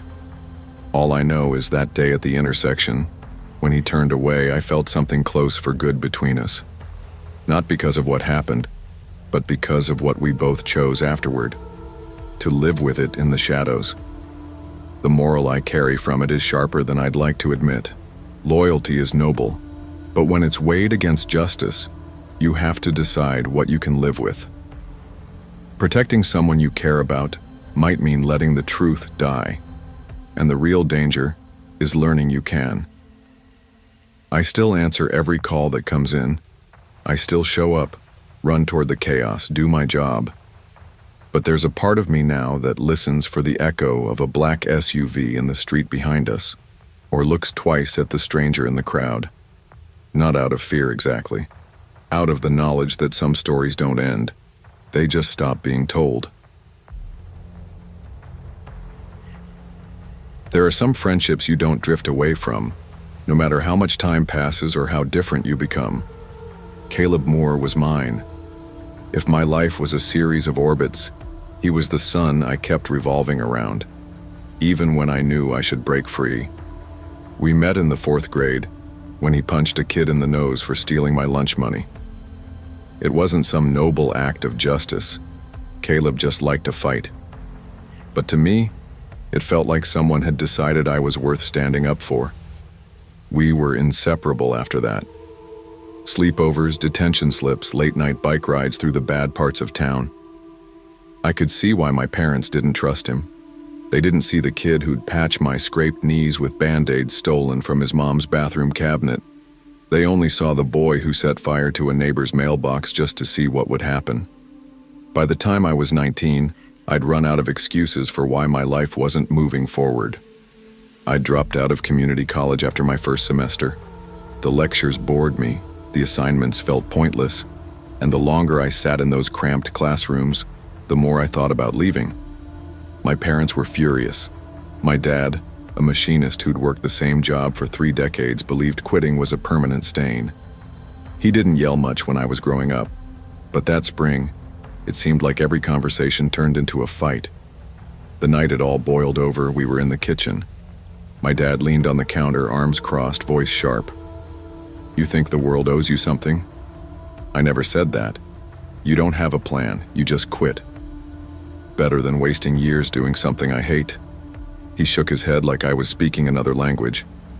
My mom stayed quiet in the doorway, her arms folded tight. I felt the heat rise in my chest. "You know what? Forget it," I said, grabbing my jacket. "I don't need this." I stormed out and didn't look back. I walked 2 blocks before I pulled out my phone and called Caleb. He answered on the second ring. "You sound like someone who needs a beer," he said. "Or 10, I muttered. "Can you pick me up?" "Already on my way." When his Toyota pulled up, music blared so loud the bass rattled the side mirrors. He grinned at me through the open window. "Forget them," he said. "You don't need to listen to anyone, you've got me." I climbed in, and for the first time that night I felt like I could breathe. The first week on Caleb's couch was a blur of greasy takeout, midnight walks, and card games that lasted until sunrise. It felt like a vacation from my own life. No lectures, no disapproving glares, no questions about what I was going to do next. Caleb had a way of making the world feel like it was ours. We'd sit on his balcony, smoking cheap cigarettes, watching the lights of the city like they were put there just for us. But under that easy freedom, I started noticing things that didn't add up. He'd vanish for hours without saying where he was going. Sometimes he'd come back smelling faintly of sweat and cigarette smoke, his clothes rumpled, his eyes sharp like he'd been wired on adrenaline. Other times, he carried thick stacks of cash that he shoved into a locked metal box under his bed. The box was dented, its paint chipped, and he never left it out of sight for long. One night he came home with a black eye and a split lip. "What the hell happened?" I asked. "Bar fight," he muttered, tossing his jacket on the couch. "Since when do you go to bars that punchback?" He smirked, but it didn't reach his eyes. "Don't worry about it." 2 nights later, while Caleb was in the shower, there was a knock at the door. Without thinking, I opened it. A man stood there, maybe mid-40s, tall and broad, wearing a leather jacket. His eyes were flat and cold. "Tell Caleb I'll see him Friday," he said. "And if he's not there, we've got a problem." He walked off before I could say a word. When I told Caleb later, he froze for half a second before forcing a laugh. "Yeah, that's nothing. Don't worry about it." But I did. And when Friday came, my worry turned into something heavier. Caleb was gone all night Friday. I tried calling, texting, nothing. Every creak of the apartment building made my stomach knot tighter. Just after sunrise, the door opened. Caleb stepped in, pale and sweating, eyes bloodshot. He tossed the locked box into a backpack, zipped it, and said, "We need to leave, now." "What's going on?" I demanded. "I'll explain later. Just grab your stuff." "No, tell me now." He looked at me, jaw tight. "You'll understand soon." We drove in silence, the city shrinking behind us. He headed toward the industrial outskirts where empty factories sat like rusting skeletons. Finally, he pulled behind a boarded-up warehouse and killed the engine. "Stay in the car. I mean it." I watched him disappear through a side door. Minutes later, shouting erupted inside, followed by a metallic crash. My hands gripped the seat so tight my knuckles hurt. Then Caleb burst out, running full tilt, a shadow close behind him. He dove into the driver's seat, slammed the car into gear, and we tore out of the lot. Halfway back to town, he finally spoke. "I've been running stolen electronics for a local crew. Missed a delivery. They think I stole from them. And that guy at the door? They know who you are now, which means you're not safe either. After that night, things changed. Caleb stopped calling as much. I packed my things and went back to my parents' place. They didn't ask for details and I didn't offer any. It was tense, but safer. Weeks turned into months. I thought about reaching out, but every time I pictured that leather-jacketed man's cold eyes, I let the thought die. Then one afternoon, a postcard showed up in the mail. No return address, no picture. Just a sentence scrawled in Caleb's uneven handwriting. Better you stay away from me. It's safer. I've kept it in my desk drawer ever since. It's been years now. I never saw Caleb again. Sometimes I wonder if he's still alive, still running, or if one of those problems finally caught up to him. Part of me hopes he made it out. Another part knows people like Caleb rarely do. Loyalty is powerful, but it can also pull you under. Loving someone doesn't mean following them into the fire. Sometimes the best way to save a friend is to let go before the flames take you both. If you've ever had a best friend who feels more like an extension of yourself than another person, you know how hard it is to tell them no. Noah Bennett had been that for me since we were 16. We bonded over skateboarding, skipping class for greasy tacos, and playing in a garage band that was more noise than music. In high school, we were always in motion, never worried about where we were going. But somewhere between graduation and our mid-20s, life started picking sides. I ended up on the slow, predictable track, a stable desk job in downtown Austin, paying bills on time, eating dinner in front of the TV most nights. Noah took the opposite road. He bounced between construction jobs, delivery gigs, bartending shifts, always a temporary thing because he was always chasing the next big plan. I think he liked being untethered, though it worried me in ways I couldn't explain without sounding like a parent. We didn't see each other as much anymore. Maybe once every couple of weeks for a beer. But the bond never went away. So when my phone buzzed late one night in September 2019, his name on the screen, I answered without hesitation. Hey man, can you pick me up? I'm at the old rail yard. Don't ask questions, just come. There was a tightness in his voice, not fear, exactly, but something close, like he was trying not to let it show.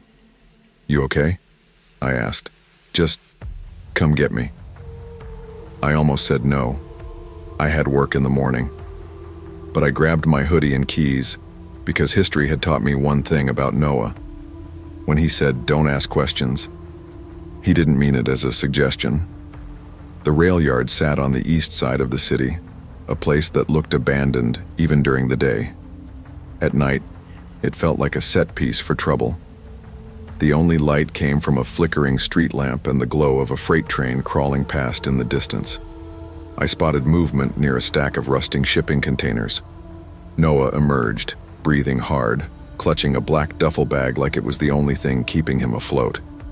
His clothes were damp, his hair stuck to his forehead, and there was a dark smear on his sleeve that I couldn't stop looking at. Drive, he said, yanking open the passenger door.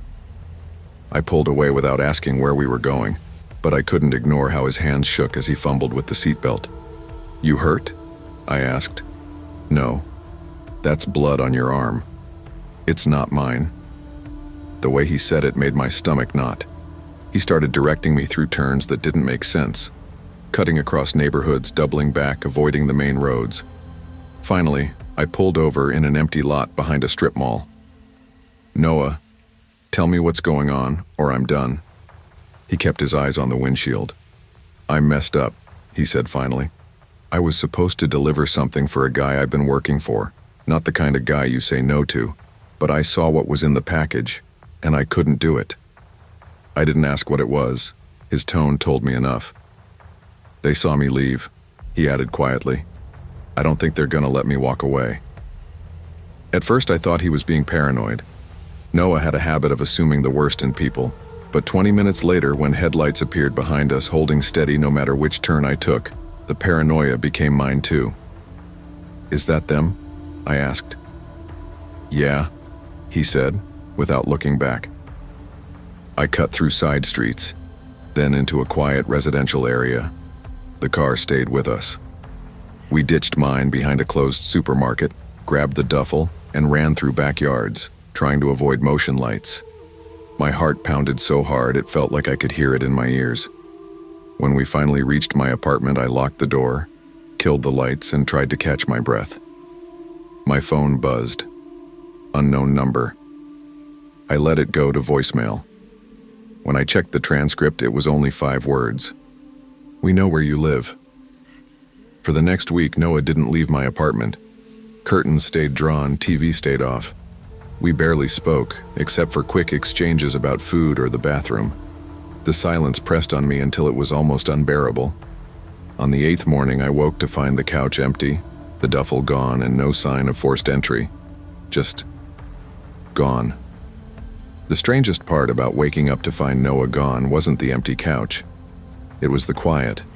For a week, even when we weren't speaking, there was still the sound of him moving around, opening the fridge, pacing the living room at 3 in the morning.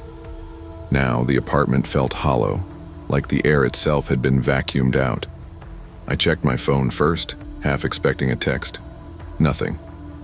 I tried calling, straight to voicemail. No social media posts, no tags, no updates. It was as if he'd been erased. That day, I went to work like nothing had happened. My coworkers asked if I was feeling all right, probably because I looked like I hadn't slept in days. I told them I was fine. That's what you do when you can't tell the truth without inviting trouble you don't understand. That night, I found myself replaying the rail yard in my head, the way Noah had been breathing, the blood on his sleeve, the weight of that duffel, the headlights in the rear view, the voice on the voicemail. I thought about going to the police, but what would I say? My friend was carrying something for a criminal. They followed us home. Now he's gone. That wouldn't end with help. It would end with questions I couldn't answer, and doors I couldn't close again. 3 nights later, I woke up from a dream where Noah was standing in my kitchen asking me for water like nothing had happened. Only in the dream, when I turned to get a glass, he was gone again. That part felt real enough to make my chest ache when I woke. Weeks passed like that. The tension faded slowly, like a bruise changing color. But every time I heard footsteps behind me or saw a car in my mirror for too long, the old fear came rushing back. I never told my parents. I never told anyone, really. It became my own little sealed vault of memory, one I kept locked because opening it meant letting all the danger spill back out. It was mid-November when the postcard arrived. The front was blank white, no picture, no stamp besides the one required to mail it. My address was written in Noah's uneven handwriting. On the back there were just 8 words. "Better you stay away from me. It's safer." No return address. No clue where it had been sent from. I read it 3 times before setting it down. There was no date, but I could imagine him writing it in some dim motel room, the duffel on the bed, eyes on the door. Maybe he'd been moving every night since he left. Maybe he was already somewhere far away. Or maybe he wasn't alive anymore. That thought crept in like a shadow and never really left. I kept the postcard in my desk drawer, under a stack of utility bills and old photos. Every few months I'd take it out just to see if it felt different. It never did. It was like holding a frozen piece of time, a reminder that I'd been pulled into something I didn't understand and barely escaped. In the years since, I've learned to live with not knowing. People like to believe that if you care about someone enough, you can pull them back from wherever they're heading. But sometimes their road is already too far gone, and all you can do is watch them disappear around the bend. I still see them sometimes, not in person, but in strangers on the street, in a laugh from a passing table at a bar, in the way someone wears a baseball cap low over their eyes. I don't know if I'd even want him to reach out again. The truth might be worse than the mystery. But the thing about Noah Bennett is, he's the kind of gravity you never fully escape. Some people we love are storms, beautiful, wild, unforgettable, but dangerous to stand too close to. You can care for them from a distance, but stepping into their world can mean losing your own. Sometimes survival means letting go before the sky breaks open.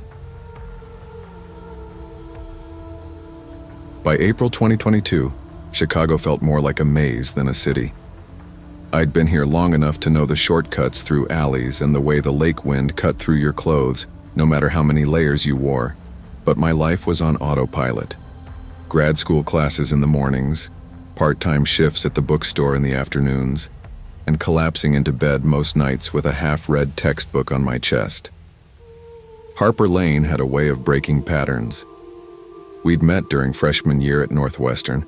She was the kind of girl who walked into a room like she already owned it, even if it was just a study lounge at 2 a.m. I was the quieter one, the person who watched the party from the edge until someone like Harper dragged me into the middle of it. Our friendship was built on that imbalance, her daring, my caution. When she called that Thursday night, I hadn't seen her in over a year. She'd moved to LA chasing some whirlwind romance with a guy she swore was different. From the photos she sent back then, they'd looked like a perfect match. Rooftop drinks, weekend trips, him holding her waist like she was the only thing keeping him grounded. Then the photos stopped and Harper's text got short. Her voice over the phone that night was all energy. "New job, new city, new me," she said. "Come out and celebrate. Warehouse art show, industrial district. Don't say no." I hesitated. I had a midterm paper due and a shift at the bookstore the next morning. But Harper's invites weren't really requests. They were momentum pulling you somewhere whether you were ready or not. The warehouse was as far from a formal gallery as you could get. Dim light pooled in corners. Graffiti climbed the brick walls, and the bass from a DJ booth in the back made the concrete floor hum under my sneakers. People moved like they were part of the art. Leather jackets, glitter on their faces, tattoos catching the flicker of colored lights. Harper was at my side instantly, drink in hand, wearing a red coat that made her stand out even in that chaos. We caught up in fragments. Her job was complicated but fun, her apartment tiny but mine. I was about to tell her about the bookstore when I noticed she kept glancing toward the main entrance.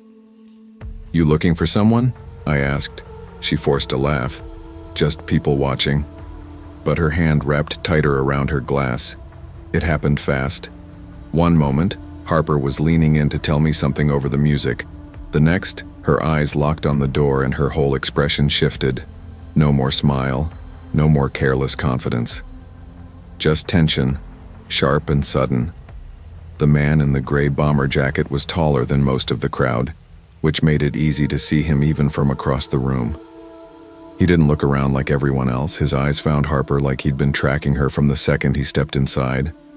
Her fingers gripped my arm. "We have to go. Now." I started to ask why, but she was already moving, tugging me toward a side exit between 2 graffiti-covered panels. The cold night air hit like a slap, but she didn't slow. We were halfway to the street when the black SUV cut us off, tires screeching against the cracked asphalt. The man from inside the warehouse got out. Another man stepped around the hood, both of them blocking the narrow lane. The one in the bomber jacket smiled, but it wasn't the kind of smile you return. "Leaving so soon, Harper?" His voice was smooth, practiced. "You still owe me a conversation." My pulse jumped. Harper muttered under her breath, "Don't talk, just run."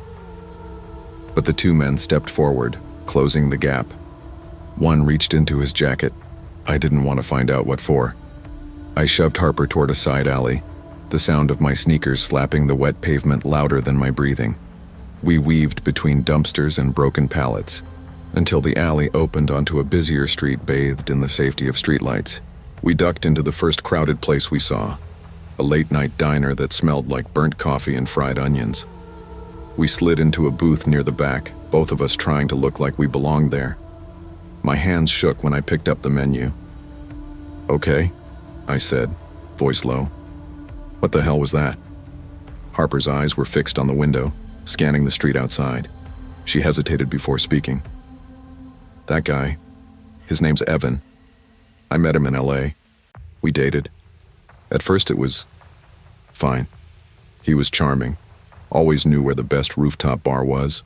Always made me feel like I was the most important person in the room. But when I broke it off, things changed. He started showing up at places I didn't tell him I'd be. Friends saw him parked outside my building. I moved here to get away from him. I stared at her, and now he's here. Guess I'm not as good at disappearing as I thought, she said bitterly. We stayed in that diner for hours, ordering nothing but coffee, watching the door. Around 2 a.m., we called a rideshare and went to my apartment. I offered her my bed, but she insisted on the couch. Neither of us slept. Every creak in the hallway made us freeze. The next morning, I made coffee and tried to act like things were normal. She said she'd handle it, and that I didn't need to get involved. But the edge in her voice told me she wasn't sure she could keep that promise. The days that followed felt like walking around with a live wire in my chest. I still went to work at the bookstore, still attended classes, still sat in my cramped apartment at night. But everything felt thin, like I was living on the surface of something dark and restless. Harper stayed on my couch, her suitcase wedged between the wall and the coffee table like she was ready to bolt at any moment. She didn't leave much, a quick trip to the corner store, a smoke break on the fire escape. And when she did, she came back scanning the street behind her. Every time I asked if she'd gone to the police, she brushed it off. "You don't get it," she said one night, staring into her cup of tea. "Guys like him don't get scared because a cop takes a report. All it does is make them angrier." We started a quiet routine. I'd head to class in the morning. She'd stay in the apartment. Sometimes I'd catch her at the window looking out like she was expecting to see that SUV parked below. She never said his name again after that first night. Then the text started. Not to me, to her. I'd hear her phone buzz and watch her shoulders stiffen as she read whatever had come through. She never let me see the screen, but I didn't need to. Her hands shook, her eyes got glassy, and she'd set the phone face down like it was something alive and dangerous. On the fifth night, we were eating takeout on the couch when her phone buzzed again. She glanced at it, then locked the screen without touching her food. "I think I should go," she said softly. "Go where?" "Somewhere he can't find me." I wanted to argue, to tell her that running wouldn't solve anything, but the truth was I didn't have another solution. I couldn't promise she'd be safe here, and that felt like failure. I woke up the next morning to quiet. Too quiet. The couch was empty. The blanket she'd been sleeping under was folded neatly over the armrest. Her suitcase was gone. So was her phone charger, her jacket, her toothbrush in the bathroom. The only thing she left behind was a yellow sticky note on the fridge. "You're safer without me." The words sat heavy in my chest. I read them over and over, like they might rearrange themselves into something less final. For the first few days, I convinced myself she'd text or call or walk through the door like nothing had happened. I checked my phone constantly. Every unknown number made my heart lurch, half hope, half dread. But the days stretched into weeks and the silence stayed. Sometimes, walking home from class, I'd feel like I was being watched. I'd catch myself looking over my shoulder, scanning the faces in passing cars. I never saw the SUV again, but that didn't mean it wasn't out there. It's been over 2 years now. I haven't heard from Harper. I tell myself she got away, that she's living somewhere warm and anonymous, maybe under a different name. But there's another part of me, the part that remembers the look in her eyes that night in the diner, that wonders if she ran far enough. And every so often, when my phone rings from a blocked number, I let it go to voicemail. Because if it's her, I'm not sure which version of the truth I'll have to hear. Sometimes loyalty means standing beside your friends no matter what. But there are moments when the danger they carry can spill over onto you. And the bravest thing you can do, for them and for yourself, is to step back. You can care deeply for someone and still protect your own life. It's not abandonment, it's survival. I was 20 the first time I set foot in Sapphire Hills. A quiet neighborhood just outside Flagstaff, bright stucco homes, even rows of magnolia trees, driveways so clean they looked power-washed daily. It was the kind of place people moved to when they wanted quiet without questions. Safe, quiet, forgettable. Just the way I liked it. My name's Kayla Brenner. I was a second-year nursing student working weekends to afford a room I barely spent time in. I didn't go out much. Never really did, not since I was 15 and my little brother drowned while I was supposed to be watching him. No one blamed me. Not openly. But my family was never the same after that. I carried that silence into adulthood. Babysitting helped fill the space. Other people's homes, other people's kids. Quiet, temporary responsibility. No real risk. The Clearys came from a referral. A girl from my pathophysiology class said they were easy money. Low maintenance, big tippers. The dad barely speaks, just don't ask too many questions. I texted them and got a fast reply. That Saturday, May 6th, I was scheduled from 5:30 p.m. to just past midnight. The house sat near the back of the cul-de-sac. Beige walls, deep green shutters, and those fake candles glowing in the windows. I rang the doorbell, and Mrs. Cleary answered right away. Tall, pin-straight posture, dressed in a navy pantsuit like she was ready for court. Mr. Cleary stood behind her, silent, holding the car keys. "This is Eli," she said, motioning to the small boy clinging to her leg. "Grandmother a couple months ago, still adjusting. 6. He's quiet. Lost his." She handed me a typed list of instructions. Dinner times, bedtime routine, emergency numbers. Then, softer.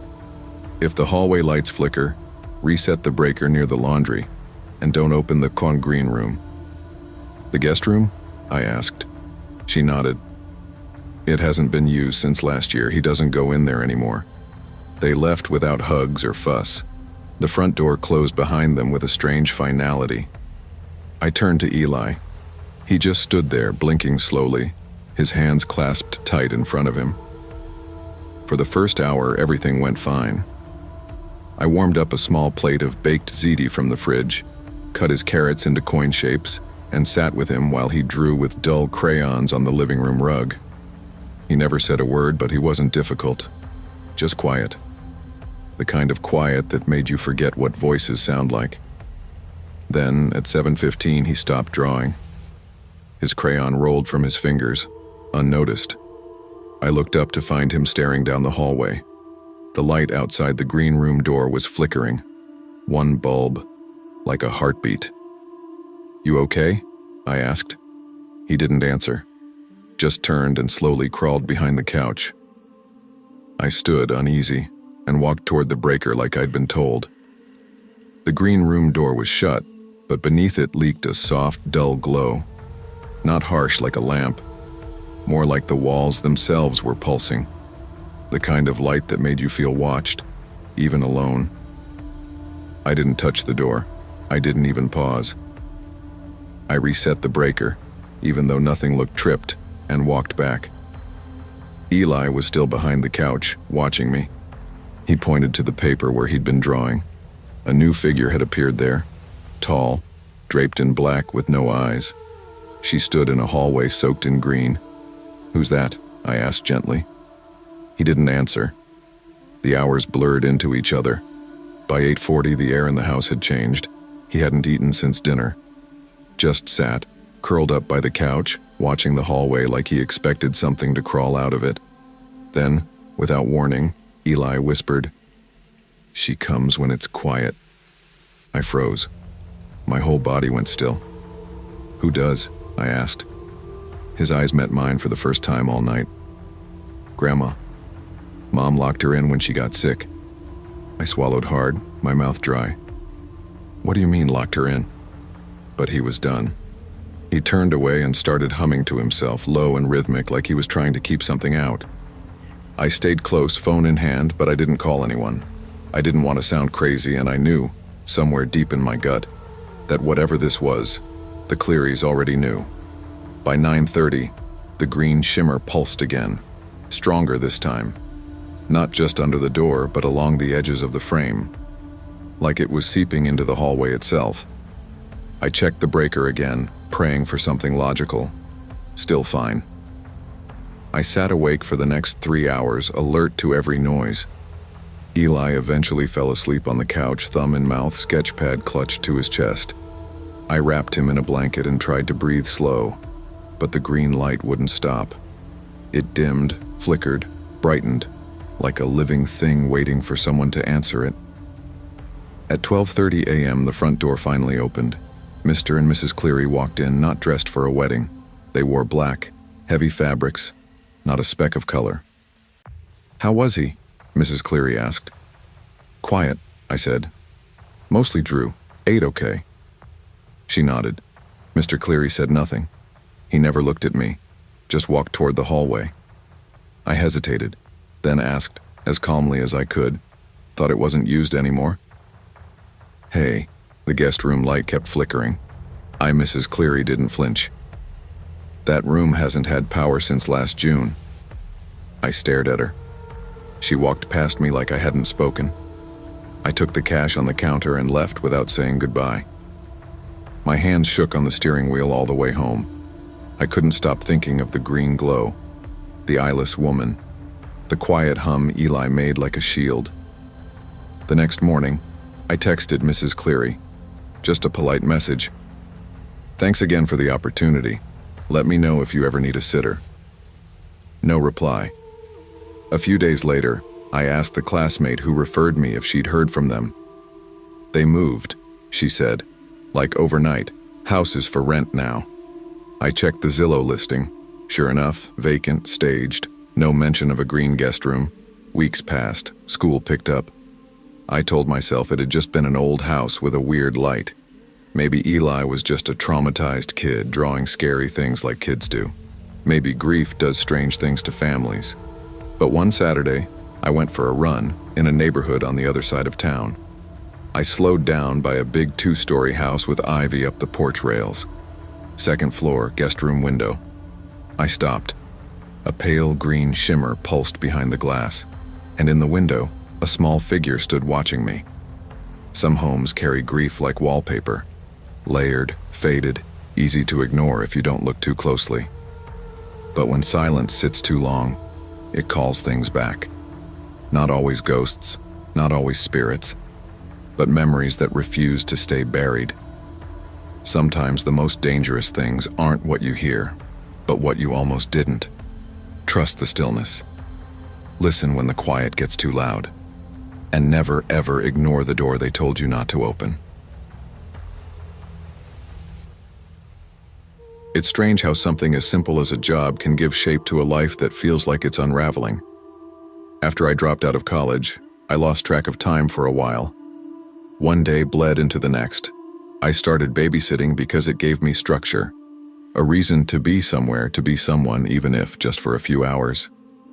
Ridgegate Meadows was the kind of place that practically whispered, "We don't talk to strangers here." Gated, uniform, hushed. No laughter from yards, no breeze shifting curtains. The Delaney's house stood at the far end of a curved street, its windows closed like eyes that didn't trust what they'd seen. I was early. Always am.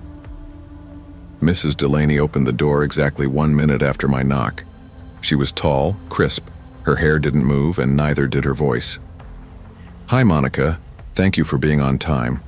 Parker is already showered. Dinner is labeled. He sleeps by 8:30. Strictly. No deviation, please. And no devices in his room. Don't let him open the office door." The office door was behind her, sleek black, padlocked.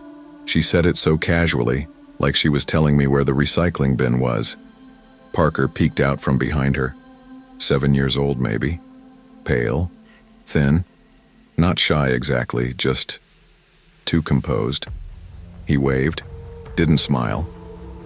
As she left, Mrs. Delaney barely looked at her son, just handed me a sealed envelope and a keychain with a small silver whistle. "Only use that if there's an emergency, the kind that really matters." And then she was gone. Inside the house, everything was sterile, not clean, sterile, like a hospital pretending to be a home. Every wall held laminated routine cards with precise time blocks. 5 meal, quiet time. 5:15, homework review. 5:45, gratitude writing. 6 meal, dinner. 6:30, story practice. 7 EU, emotion charting. 8 EU, teeth check. 30, sleep. No flexibility, no joy. Parker followed it like he was wired for it. I didn't even have to ask. At 5:15, he pulled out his math workbook. At 5:45, he sat at the table with a lined journal and wrote 3 things he was grateful for. His house, the calendar, and quiet. Dinner was a gluten-free tray marked with his name and the date. I tried making conversation. "You like school?" He didn't answer. At 6:30, he took out a red folder labeled Story Practice. Inside were stapled packets of typed stories. Weird ones. Formal. Cold. They read like scripts from old training films. The one he picked that night ended with, "Even if mommy's tired, we keep the promise. We don't open the office door again." I blinked. "Did you write these?" He shook his head. "I copy them. I get in trouble if I don't say them right." At 7:10, while he brushed his teeth, a light flicked on behind the black office door. Just a flash, like someone turned on a lamp and changed their mind. Parker froze. His toothbrush clattered into the sink. "Did someone go in there?" I asked. He whispered, "No one's allowed in there. But sometimes Mommy talks to herself in there. She says it's where the mistake happened." I didn't press. I didn't want him to shut down. By 8:20, Parker was already in bed, lying so still he didn't even blink as I said goodnight. I sat in the hallway outside his room, scrolling through nothing on my phone, but the house didn't let you forget it was watching. At 9:35, the office door creaked. Just a breath of movement. The padlock was undone, dangling. I knew I hadn't touched it. Then came the voice, low, rough. "You always ruin it. You always break it." I stood slowly. The door opened a few inches like it was inviting me. Inside was dim. One desk, 2 chairs, a broken baby monitor blinking red. Pinned to the back wall was a printed note. Trial 3, Monica. Observation begins. My name. I stepped back like something had bitten me. I turned, and Parker was there, barefoot, watching. "She only lets people in when she's tired of the way they babysit me," he said softly. Girl didn't follow the sleep rule.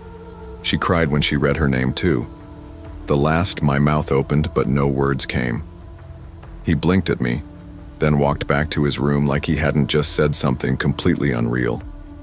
I stayed in the entryway after that, clutching my bag. I didn't try to call anyone. I didn't move. I just watched the clock inch toward 1 a.m., waiting to leave without making noise. The office door never closed, but nothing else happened. At 1:10 a.m., the front door opened and Mrs. Delaney stepped in like she hadn't been gone at all. Her lipstick was still perfect. Her eyes weren't tired, just hollow. "Did he sleep on time?" "Yes," I said. "Did you enter the office?" "No." She stared at me for a moment too long, then smiled, but not kindly. "As well as you." "Good. Most girls don't lie." She handed me a white envelope. "We'll call if we need you again." I nodded, stepped outside, and didn't breathe until I was in my car. My hands trembled as I tore open the envelope. 200 in crisp bills, and one of Parker's story cards. On the back, written in uneven pencil, "If Monica tells, she'll go in the office forever too." I never went back. I didn't text her. She never texted me. I never saw the job posted again. Not in the usual groups, not on the apps. Sometimes when I'm alone, I wonder if there was even a trial 1 or trial 2. Or if Parker writes the story cards himself when no one's watching. I've Googled their address more times than I can count. The Zillow listing is locked. The Google Street View is old, frozen in 2019, no black office door visible. Some nights I reread the card, wondering if it's a threat or a plea. Structure can save you, until it doesn't. Until the routine becomes a trap, a mask, a weapon. I wanted order, a place where nothing unpredictable could hurt me. But Ridgegate Meadows taught me something else. Sometimes what looks like perfect order is just control wearing makeup. Not every well-behaved child is okay. Not every house that runs on time is safe. Trust your gut. And if a door is locked for the wrong reasons, don't wait for it to open. Leave before it does.